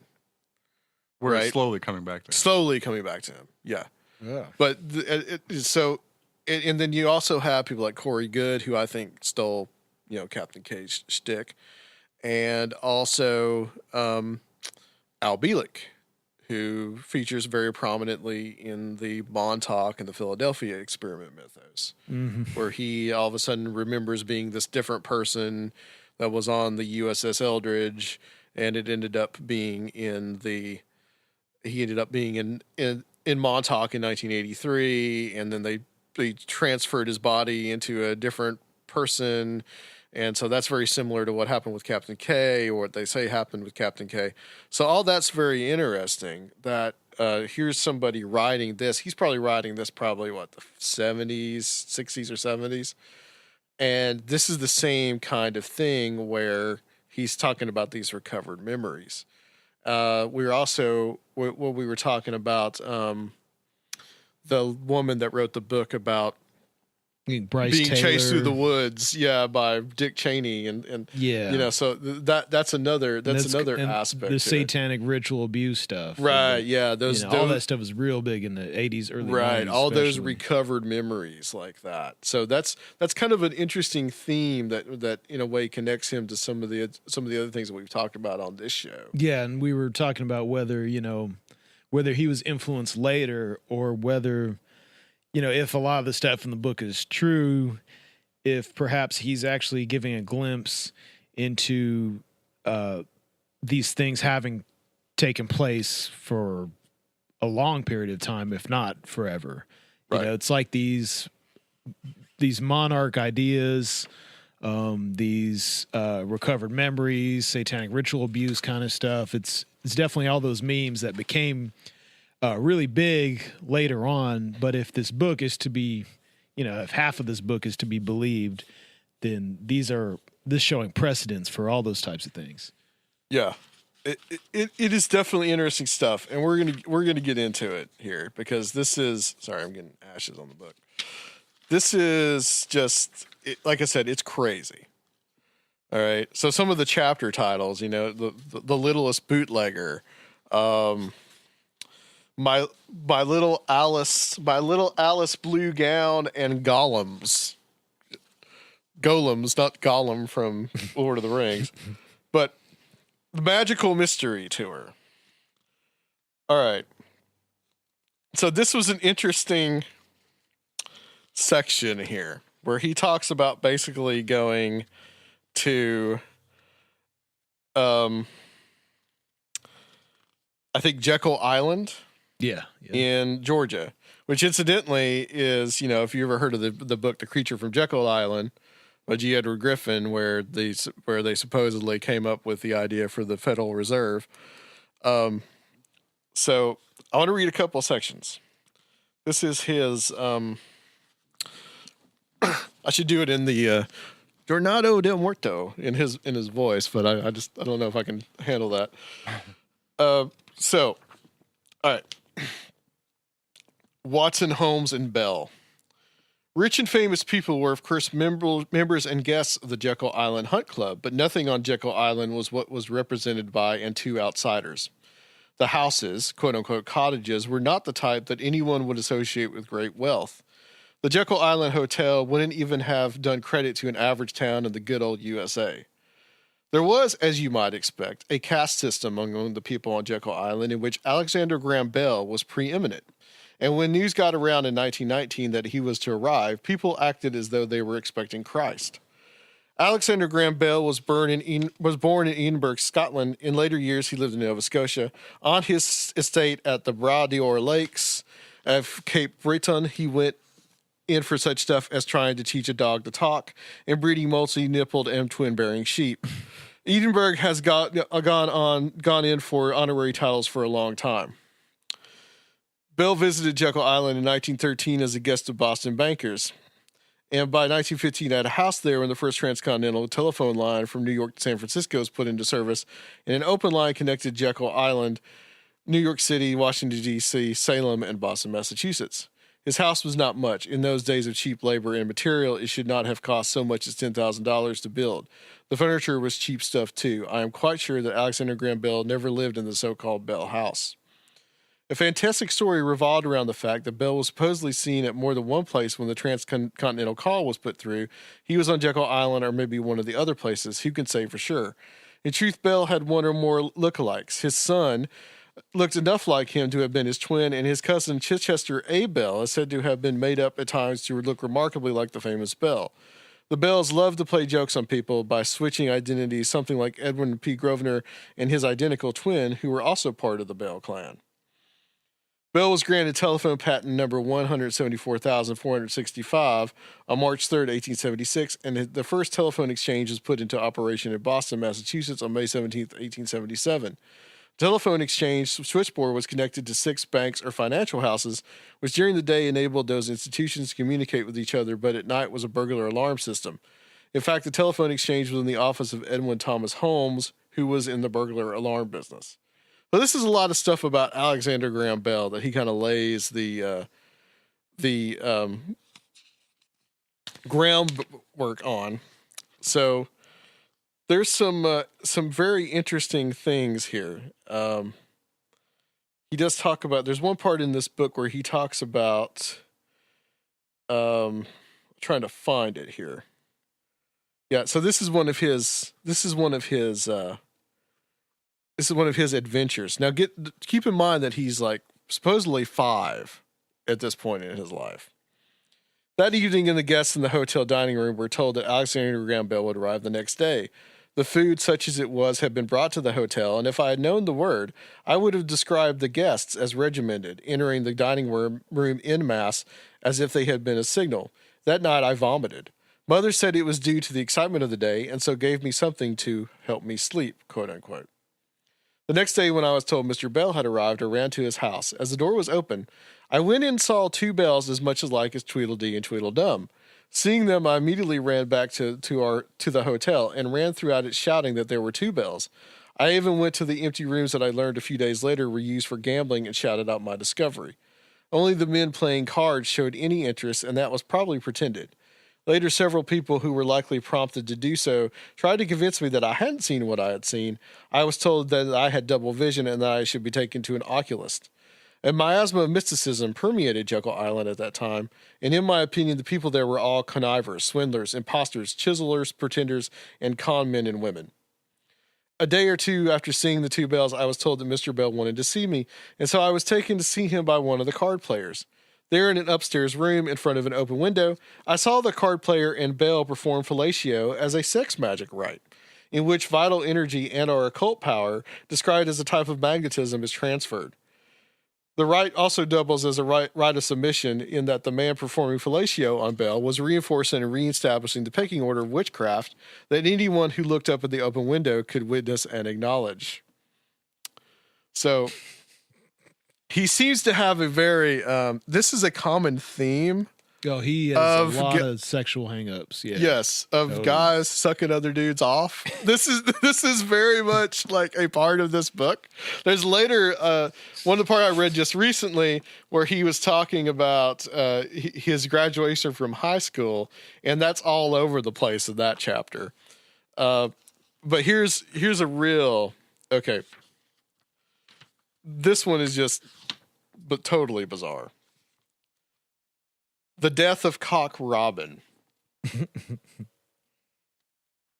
There was no doubt that I was resisting and opposing everyone I met on Jekyll Island from the very beginning, with the exception of Bell, who had been praised and glorified to me even before we arrived on the island. In fact, I said and did things that were just about inconceivable for a polite child to do. Perhaps you have heard some adult exasperated by a child say, "I could just choke that child," and of course some do. I saw no young children or teenagers on Jekyll Island, and I don't believe there were any others, so he was the only one, apparently. No one rode the horses near the hotel that were said to be for the guests to ride. There was, however, tennis courts that the guests played on or gathered at. One guest in particular who was there much of the time was called Cock Robin, a nickname that most certainly had sexual implications. He played in round robin matches and the love games, for he was said to have participated in by people joking with him had similar interests. Perhaps it was as much a week after I saw the man perform fellatio on Bell that a group of people assembled in the hotel dining room. 3 people sat facing the gathering. Belle, the woman staying in the hotel whose house was said to be undergoing repairs, and a man I had never seen before. I was told to stand facing the assembled people by the woman. She then said something, and the man called Cock Robin got up from his chair and walked up to stand behind me. The woman said something else, and Cock Robin lunged forward and started choking me. No one, including Belle, said a thing. The choking was skillfully done, and each time I thought I was going to faint, the pressure would decrease. After this happened several times, I was released and ordered to crawl from the room. As I crawled into the lobby and then onto the porch, the assembled people chanted, "Non-person, non-person, non-person." And as I sat on the porch crying, Belle and several others came out of the hotel. Belle gave me a rough hug, then he and the other men walked over to the Belle house. A few days later, Cock Robin was discovered stone cold dead in the hotel servants' quarters, in bed in the room of a servant who was alleged to have had some valuable possessions of Cock Robin's. Because Cock Robin had been shot, it was logical to assume that the sheriff and his deputies would have showed up immediately, but not so. A number of Ku Kluxers, and that's another part of this milieu for him, is the Ku Klux Klan is all over this book. He's fighting the Ku Klux Klan throughout most of the book. Yeah. We're on Jekyll Island at that time, supposedly on a part of the island not owned by the Jekyll Island Club. However, I have been told that J.P. Morgan Jr. owned the entire island. According to a story, the Jekyll Island Hunt Club bought the island from the family of Christopher Pologne de Bignon in 1886 for $125,000, which would mean that the Jekyll Island Hunt Club bought the land before the club was legitimately named. In any event, the Bignon family supposedly had retained possession of a small area and the right of entry to it. It was on that area that Ku Kluxers were said to have gathered. Oh, how I wanted to see their grand dragon. I wondered if he breathed fire or did any of the other things I had been told dragons were able to do. When it finally got around that Cock Robin was dead, I was told that Belle had invented a machine that could bring him back to life. Mm-hmm. I'm not spoofing when I say that Belle had brought a contraption into his house and showed it to several men. He claimed that with this device, he could hear a person think. I had busted in on that group with Belle's dog, about which it was said that Belle taught it to talk. I was then told that Belle was going to bring Cock Robin back to life, and the resurrection was to take place at midnight at a long-frame building, possibly 2 blocks from the Jekyll Island Hotel. At midnight, the corpse, or someone pretending to be a corpse, was put on a bier in the main room and covered with a sheet. I was watching it closely, given that I had been told that when Cock Robin would be brought back to life, he would tell who shot him, and I didn't want to miss a word of what he had to say. There were candles around the bier in sufficient number to light that part of the room, but the light was not bright enough for me to see the faces of the people standing not very far from the bier. I was peeking through a window out of which a piece of glass had been broken. After some mumbo-jumbo, a man lit a candle from one of the candles and moved to the head of the bier, where he apparently started to raise the part of the sheet that covered the head of the quote-unquote corpse. At that point in the ceremony, I hollered like some banshees are reputed to do, and immediately a dog close by started to howl too. Then others took up the howling. Maybe Belle's dog had put them up to it, for I guess that he might be considered a bellwether, for even he wore a bell on his collar. When they got into full swing, shooting started. It was afterwards explained to me that someone had fired a shotgun to quiet the dogs, and possibly that did so, for I did hear a loud shout some distance from the frame building.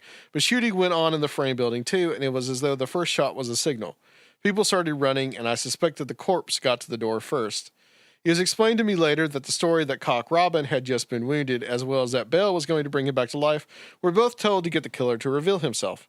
It may be that the resurrection story and ceremony were partially concocted for some reasons, but why did Ku Kluxers, dressed in their sheets, secretly bury a corpse or something representing a corpse the day following the said resurrection rite?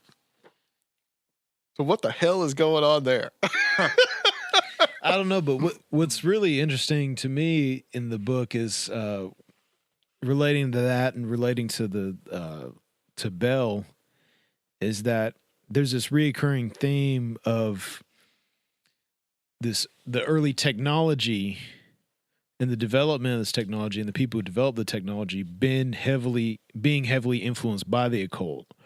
There's even a quote from him where he says, "Symbolism is a cybernetic science." So he's got figures like Belle. He's got weird devices in the book. He's got was this? About 1920. Was that the year? This that last story. What does it say on there? 1918, I think. But yeah, and there's like a weird automaton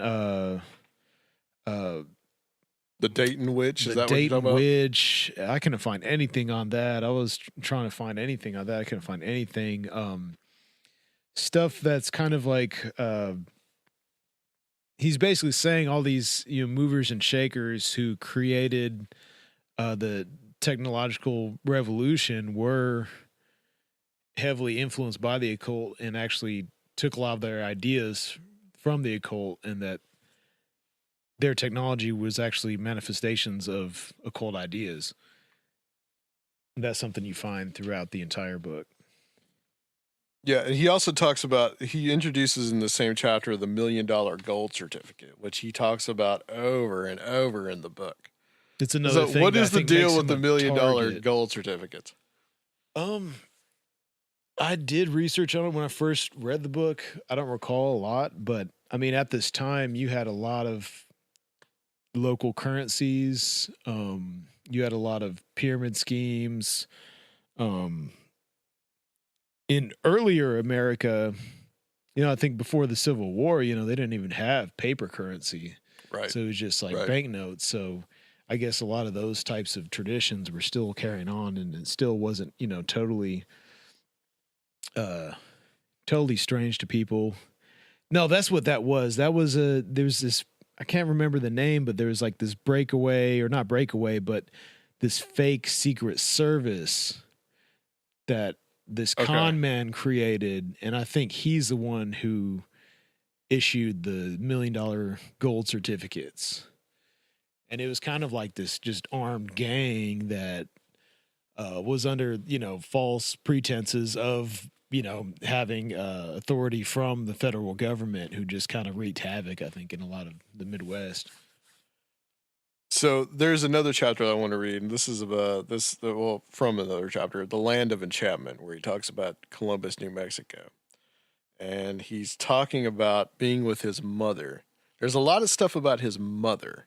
Oh, yeah. A lot of things revolve around his mom and like her denial that things are going on. And at one point he goes with his mother to see with this mysterious figure called the Count to New Mexico. And which is interesting in light of all this stuff about his mother and about some of the things that he would later talk about his wife or his ex-wife as being the great whore. Great whore. Yeah. Yeah, explain that real quick before I read this. Like what the great whore thing was all about. Well, he seems to think that his wife was like a kind of like a early SRA monarch type of figure, and that she was brainwashed and had a mind control electronic butt plug device. And that, that she was basically like what we think of now, in the whole, the memes of the 90s, like a CIA sex slave type, that kind of classic stuff. But this was back then, and it was for, all the elite and secret society guys, I tend to think that his mother feels that she fills that same role a little bit in this book. Yeah, I mean, there's definitely a lot of ways you can look at much of Downard's he had some mother stuff. He had some serious through the lens mother of psychology. issues. Yeah. So I'll read this part because this is pretty fascinating. So he gets abandoned basically by his mom and ends up in a hotel. So we'd only been to Columbus, New Mexico, a short time before Mother told me that she and the Count were going to have to leave Columbus for a while, and that while they were gone, I must not attempt to get in touch with my father or anyone else in Ardmore. That's Ardmore, Oklahoma. Now keep in mind here, he's 6 years old. Okay? She said Jack Thomas would be around to watch over me, but no sooner had they left than Jack left too. My mother had allegedly left some jewelry with the hotel manager to cover my food and lodging. What? Who does does this even then? Just leave your kid with a hotel manager. Here's some jewelry. But immediately after Jack left, the manager's attitude toward me changed. Previously, he had entreated me to sleep with him and even prepared a few decent meals for me, although most of the time I was forced to eat apple butter and bread. But then he ordered me to sleep in bed with him, and when I refused, he threatened me and repeatedly did such cruel things as taking the covers off the bed I was sleeping in and removing the rubber hose that connected the gas jet to the stove. Gas was produced by a generator in the back of the hotel.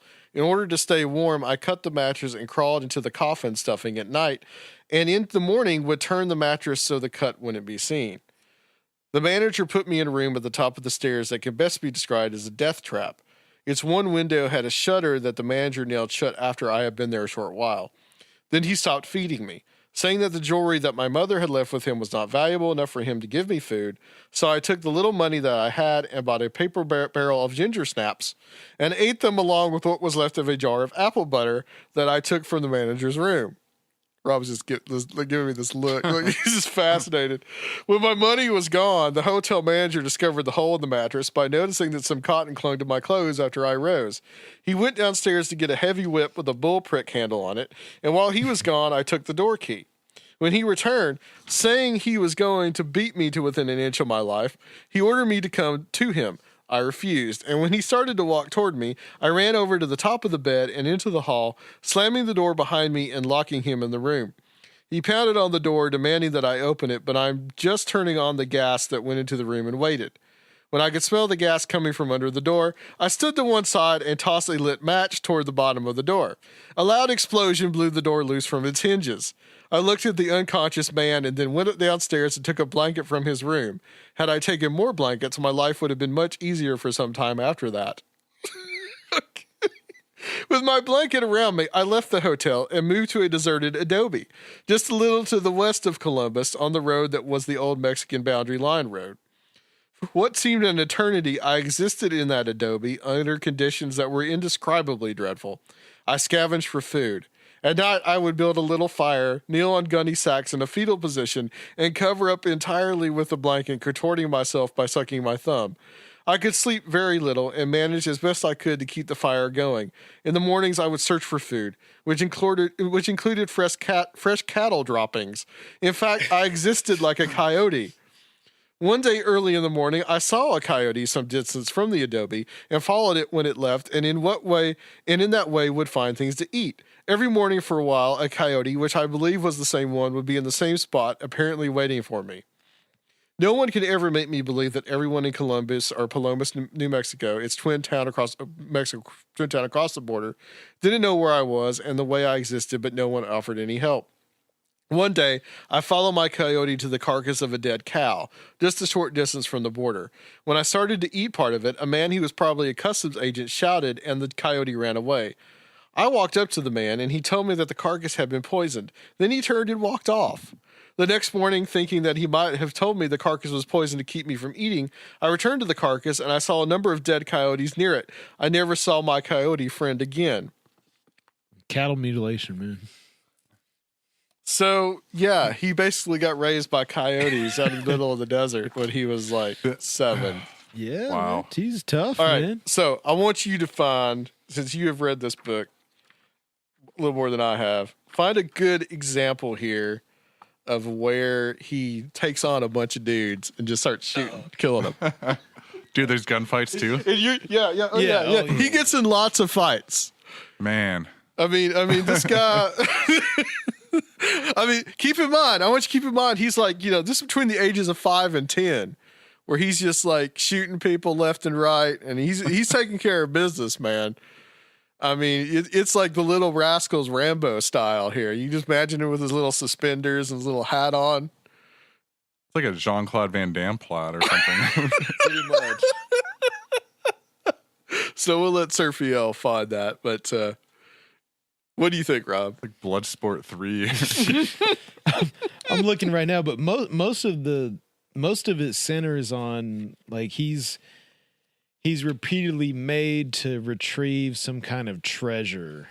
Mm-hmm. And there's always like a trap or a tomb or a cave that he has to go into and do some death-defying thing that he compares to like some of the ordeals that people would go through in initiation into secret societies and things. So it's usually some kind of trap is set up like that, and then he just through his through his genius, his young genius, he's able to get out of it. He definitely was a young genius, that's for sure. I mean, that's kind of putting it lightly. Here's one where some javelinas, I think, eat some people. Okay. Let's see. There are a lot of bizarre stuff like that, like cannibalism and eating raw animals. And that's the only instance I could think of where he's like 7 years old and eating dead cows. Because there's a lot of other like weird thematic elements through a lot of this stuff too. Yeah. Here, okay, let's see. I think here's where he blows up the Blue Front Cafe on Bloody Elm. So this guy's chasing him or something, and then how old is he at this point? I don't even know, man. I'm trying to. What's the date on get it? to the Dallas, Texas, 1922. Okay, so he's 11. 9. Yeah. 9. He's 9. Okay. Let's see. There's also the fact that there's a chapter in there called My First Gun, and he's already like killed a whole bunch of people with other weapons before, but he's so proud that he has this little pistol and he's been killing people with like BB guns and shit. So this guy tries to feed him to some javelinas. What's a javelina? And he escapes like a wild boar. Okay. Yeah, I remember this. Yeah. Immediately, I sprinted to the aforementioned interior basement room and opened the window to the skylight, turning the gas pipe around so it protruded into the shaft. I turned on the gas. Returning upstairs, I obtained a length of 2-foot pipe and a hammer I had secreted into the Blue Front a couple days before. I placed him on the bar and confronted the man behind it, demanding my wages. Oh, that's right. Okay, he worked for him for a while, sweeping and cleaning up, and they wouldn't pay him. So he's like, screw this, I'm going to kill everybody. Kind of an arsonist. Normal life for a 9-year-old in 1922. He said, I'll have to wait to see the proprietor. One of the men I had only seen in Blue Front a few times before, but who wore a continual smirk, approached me. I'm going to shoot you when you get out on the street, he informed me through his smirk. I'm going out on the street now, I responded, and we walked out in the daylight with him behind me. Once out on the street, I maneuvered myself so that my back was to the street, and I was within reach of the skylight grill that he was then standing on. The man removed a .32 caliber revolver from his belt and challenged me to run. I had matches concealed in my hand, and when his gruff voice shouted out the command to flee, I struck a match and threw it towards the grill, but it fell short. Quickly, I stepped closer and tossed another lit match at it. An explosion was channeled straight up. The man who a moment before had been standing erect on the grill, menacing me with his revolver, was blown over the front door of the Blue Front. Removing my pocket knife, I slit his nostril and then headed for the basement to extinguish the gas flow. The glass window was intact, and I closed it after turning the gas pipe around. Returning to the restaurant with my pipe and hammer in hand, I again demanded of the bartender my wages. He removed some coins from his pocket and gave them to me, saying, "It won't do you a bit of good because you're not even going to get home. They brought in a professional to kill you." After he just blew this guy up. For some pocket change. With this news, I walked back out on the street where a crowd had gathered around an ambulance had been called. Some of the bystanders had lime on them because the lime at the base of the skylight had been sucked out into the gas explosion where it rained down from the sky like surreal snow. I looked down at the man who had intended to kill me. I had slit his nostril because he had earlier informed me that he was intending to cut off my ears and nose, a threat often voiced in years past. That was a second slit nostril. Okay, wait. Okay, it gets better. The wailing siren of the ambulance permeated the air as I walked down Bloody Elm Street towards Houston Street. Somewhere between the Blue Front and Houston Street Bridge that linked Dallas and Oak Cliff, I slipped a shotgun shell into my pipe. He made this little homemade gun that he would hit with his hammer. I had chosen the pipe with care, and the shell fitted as snugly as it would have fitted a shotgun. As I walked in the sun, I had the distinct impression that peril still stalked me and that my rendezvous with the cryptocracy's Thanatos men was far from over. Walking bravely but trembling inside, I proceeded down Bloody Elm Street to Houston Street and down Houston Street towards the viaduct. I was ready for I knew not what, but that part of Bloody Elm, and I had traversed. No people or cars were on it that were visible to me, and Houston was of similar appearance. Under such circumstances, there was nothing to do but what must be done, and that was to go on. The drama was about to be enacted on the bridge spanning the Trinity River. Was part of the so-called eternal pagan psychodrama. That's a big phrase of his, eternal pagan psychodrama. That's what he thinks everything is, of which Freemasonry is an undisputable part. Bridges and their symbolism form an important segment of the mysteries, and in ancient times people were well aware that every bridge had a spirit that required placation in some way. Unquestionably, the cruel, crazy, perverse Freemasons were enacting a bridge charade with me as the intended victim in line with their dogmas about freedom of passage and liberty of passage. Men who gathered at both ends of the bridge who sent my intended assassin were Masons and Ku Kluxers. When I got to the viaduct, I spied men on each side of it examining something beneath it. My attention was suddenly drawn to another group of men just off the bridge near several parked cars. As I was walking across the bridge, the men who had seemingly been examining the Trinity River made obscene gestures and shouted hateful implications in my direction. I turned and began to flee in the... Yeah, I see why you had a hard time. It gets better and better, though. You know, I turned and began to flee in the opposite direction, but this was now blocked by other gesturing and shouting men. I wanted to climb over the bridge, but this was impossible. I hesitated temporarily at a loss as to what my plan of action would be. The small crowd of men that formed on the Dallas side of the bridge parted to make way for a blue roadster, which raced the length of the bridge to where I was standing. It executed a 180-degree turn in the middle of the bridge and came to a halt. The roadster's highly polished blue doors swung open, and out of it stepped a man wearing fancy cowboy clothes. He came across the bridge and took up a position on the sidewalk by the bridge railing about 10 feet in front of me. "Do you know who I am?" he asked. "No," I responded. "Why, I'm Tom Mix," he said. "You don't look like Tom Mix to me," I said, and I got all his pictures. I love his horse, Tony. The man seemed pleased with my statement. "There's another Tom Mix, but I'm the real one," he responded. I guess some Western guy. Yeah, Tom Mix was a Western star, like silent film era. Okay. Western star, yeah. "Your face looks thinner than the face of Tom Mix I've seen in the pictures," I told him. "Well, I've been in the hospital, but they released me so I could do this job," he volunteered. "You see, I'm going to shoot you one way or another." He was squinting, and his pale skin seemed out of place in the Texas sun. "Come over here to the car, boy, and I'll give you something that'll make you feel really good, something that makes me feel the way I do. If not, I'll shoot you from here," he said, and it seemed as if he really meant to do it. He wore one holstered gun. I noticed that the holster and revolver were both quite fancy and expensive looking. The crowd of men on the Oak Cliff side of the bridge were now silent, their gestures stilled behind me. The men were similarly disposed. Barricades must have been placed to keep traffic off the bridge. When I turned to face Tom Mix, There's a 9-year-old with a gun, his little pop gun with his hammer. We gotta. When I turned to face Tom Mix, his gun was holstered and pointing at the sidewalk. With one foot on the road and the other on the curve, my left side was higher than my right. I held the pipe with the shotgun shell in it with my left hand and wrapped a handkerchief around it. In my right hand, I held the hammer. The pipe was positioned so that the makeshift barrel end of it was pointing directly at the chest of Tom Mix. I swung at the pipe with the hammer but missed. Despite the circumstances, I was not nervous. For this, Tom Mix's character was full of dope and apparently mistook my pipe gun for something more ordinary.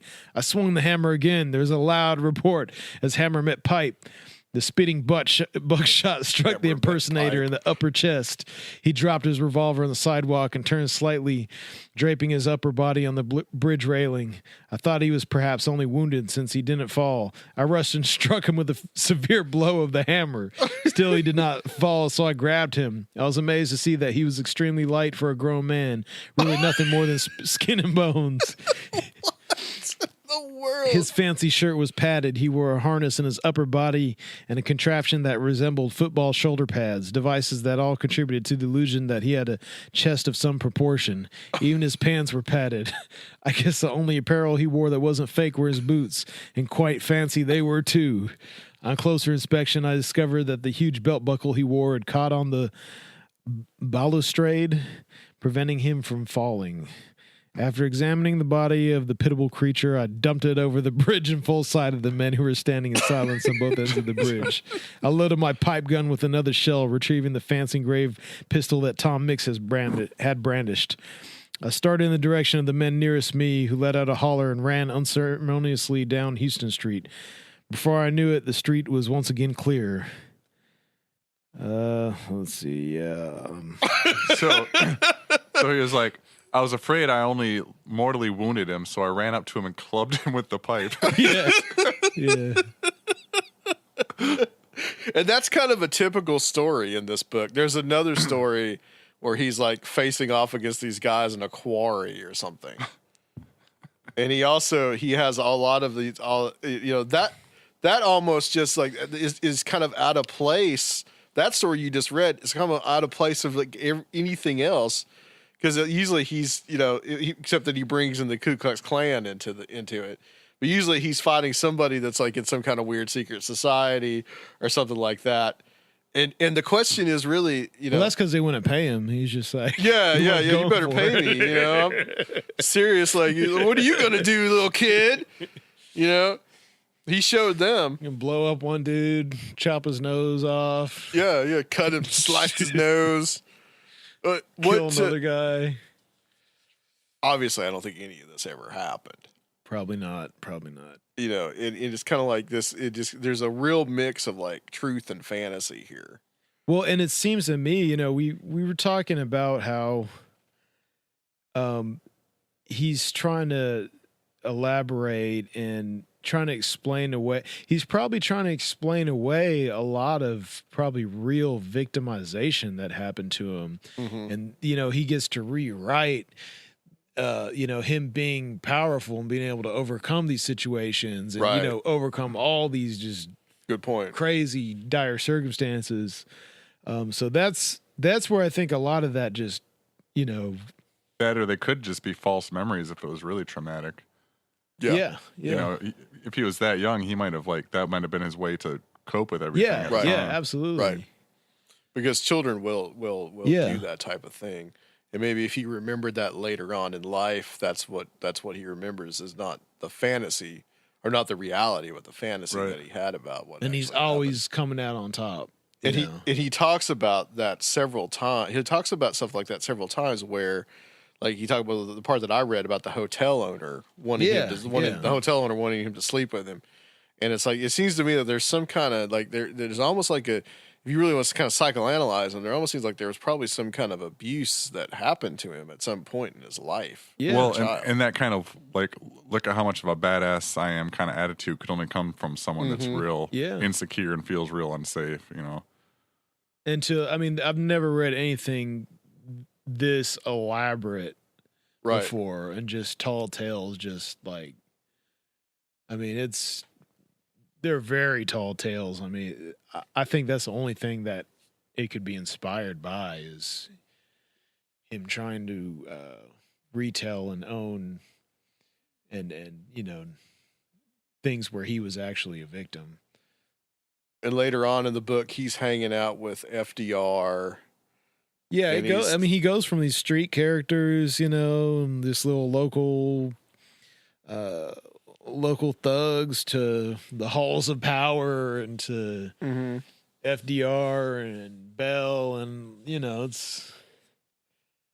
Yeah, and at one point in the book, he's talking about FDR. And he's talking about how he's in touch with the president, and the president is calling him up. Oh, yeah. And a lot of that's about the $1 million gold certificate. Yeah. Well, it's interesting. In that book, he says, the chapter is 1931.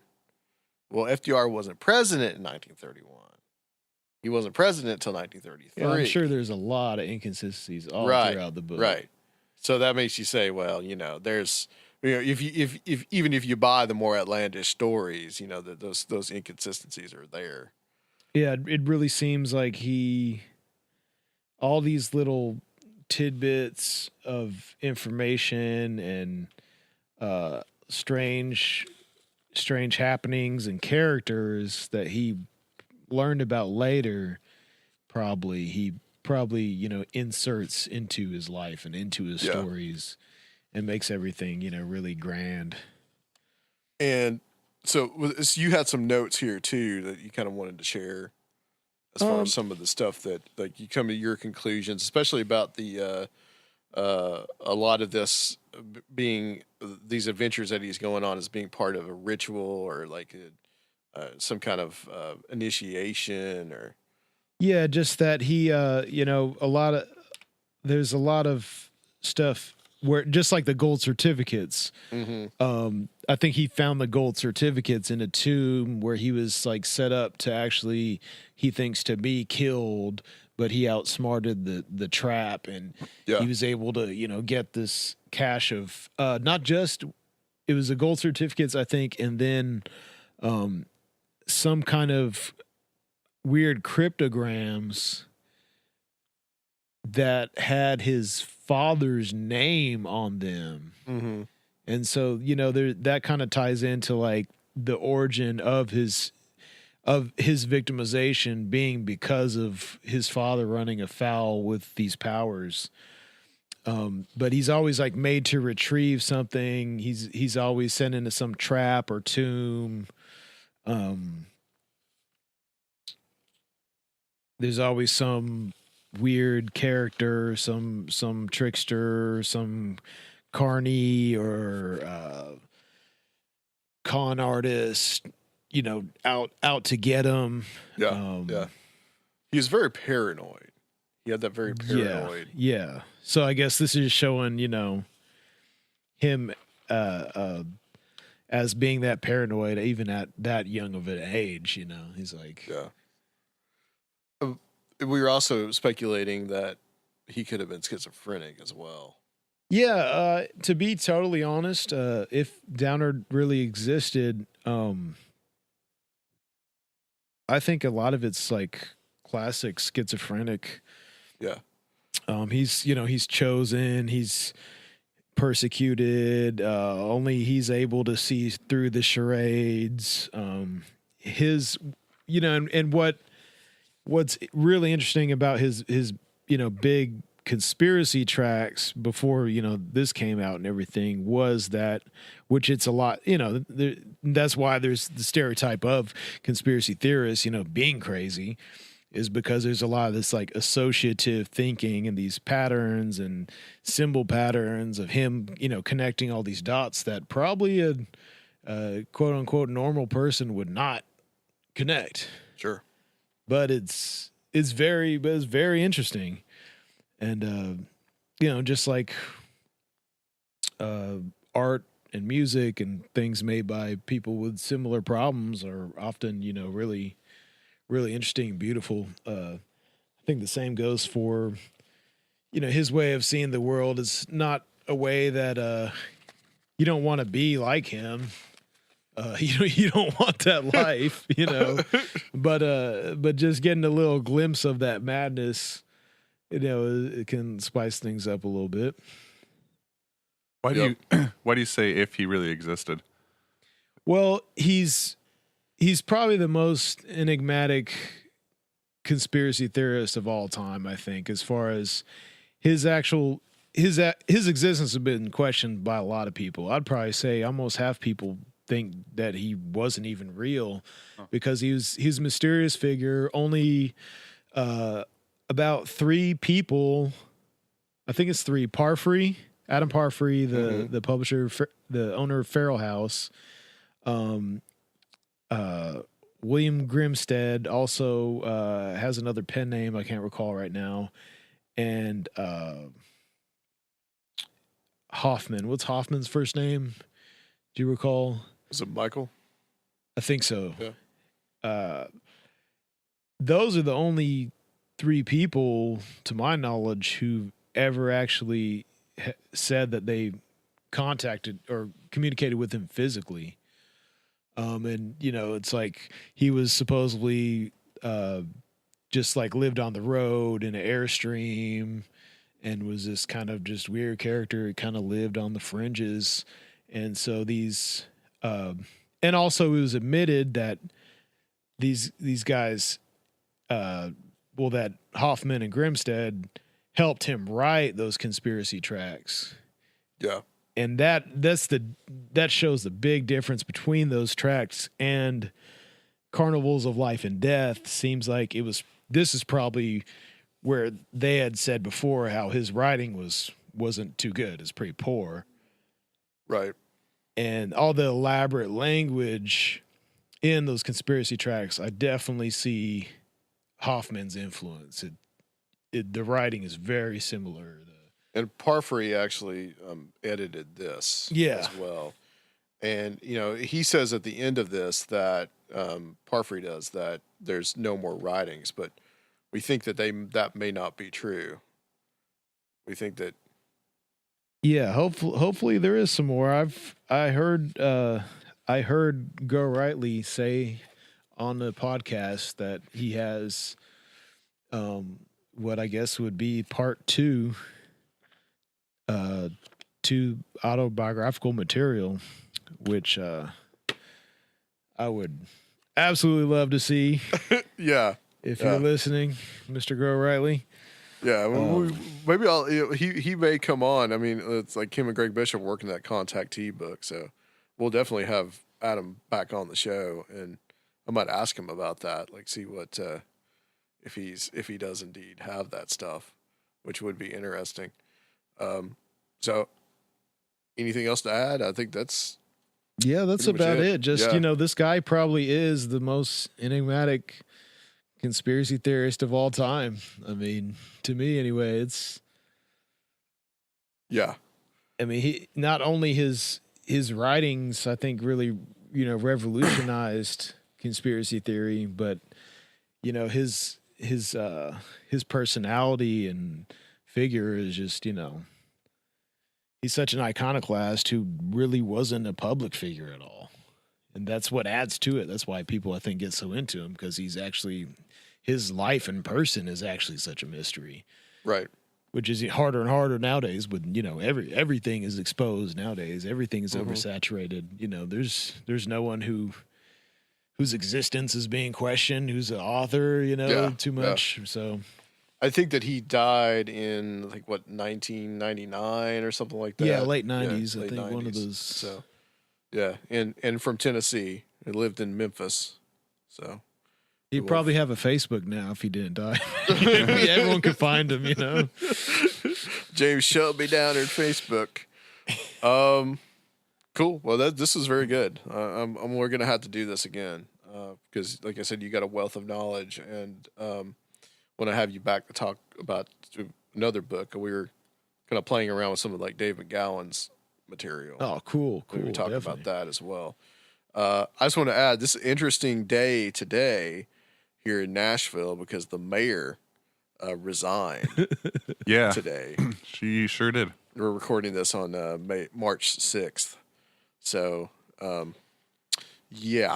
don't know. Probably a lot of people aren't familiar with the story that she had an affair with her bodyguard, and she actually got 3 years probation today and had to pay $11,000 back to the city government, and the bodyguard had to pay $45,000 back to the city government. Right. This is money that they call it theft because it was overtime that she approved to pay him to just basically hang out with her and spend time with her on a personal basis. Watching the Super Bowl at her house. Going on trips to Europe. Yeah, they took a lot of trips together. There's also some weirdness, too, apparently, that they were going to a cemetery here called Mount Olivet. The one that I drive past every day. Yeah, and they were, having sex in the cemetery and weird stuff like that.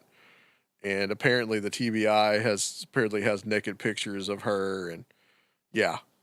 So, the first female mayor of Nashville, and this...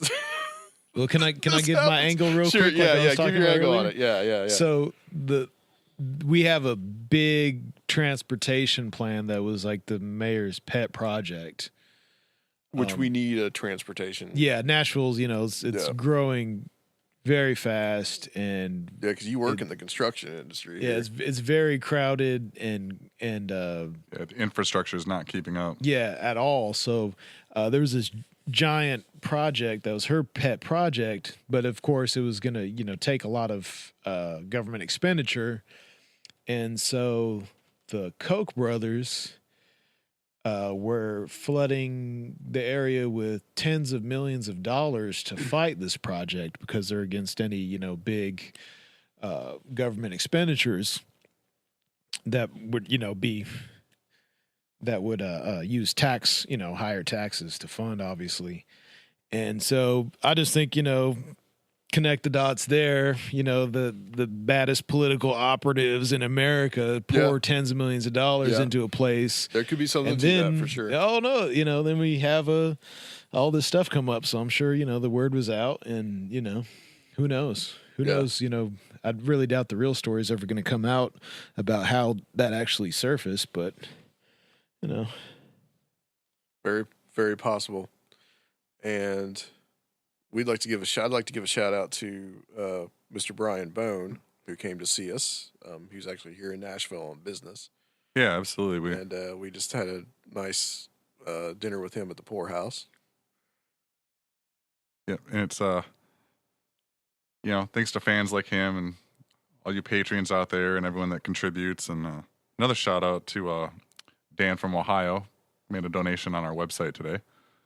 Thanks, Dan. Nice. Very nice. No, non-Patreon, but a donation nonetheless. Yep. Good.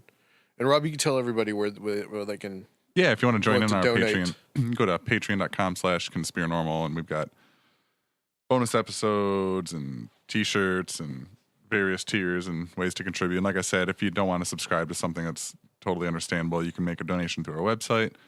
And yeah, it's thanks to that and just the general support of you guys that we keep doing this. So. Yes, absolutely. And Rob, don't forget to tell them, because this is going to be out before. Tell them about Cobra Kai. Oh, yeah. If you guys like 80s music, come check out the Cobra Kai, our band. We're playing at Twin Kegs 2. It only takes about 25 people. I'm not in the band, but... No, Adam's not. Adam's our biggest fan, though. He's always there. I'm the biggest fan, yeah. And we only need about 25 or 30 people to show up, and the place will be packed. It'll be awesome. Yeah. It's going to just sweat all over the walls. Yeah, that's March 15th. Going to be slam dancing to some 80s music. So I think that's it, guys. I'll thank Gary Lachman, too, for being the guest. And I want to thank Serfiel for sitting in. Absolutely. You're very welcome. And Luke, wherever the hell Luke is, dead in a ditch somewhere, probably. He's sleeping and dreaming about his fry kitchen. That's what he's doing. Yeah. He's dreaming about having scantily clad women frying stuff with him. So, all right, guys, we're going to have Nick Redfern on the next show. We're going to talk about Slender Man, and hopefully we'll have Timothy Renner on to talk a little bit about Flannel Man, too. So you'll get to find out what that is next time on Conspirinormal. Here's where Luke normally says something stupid.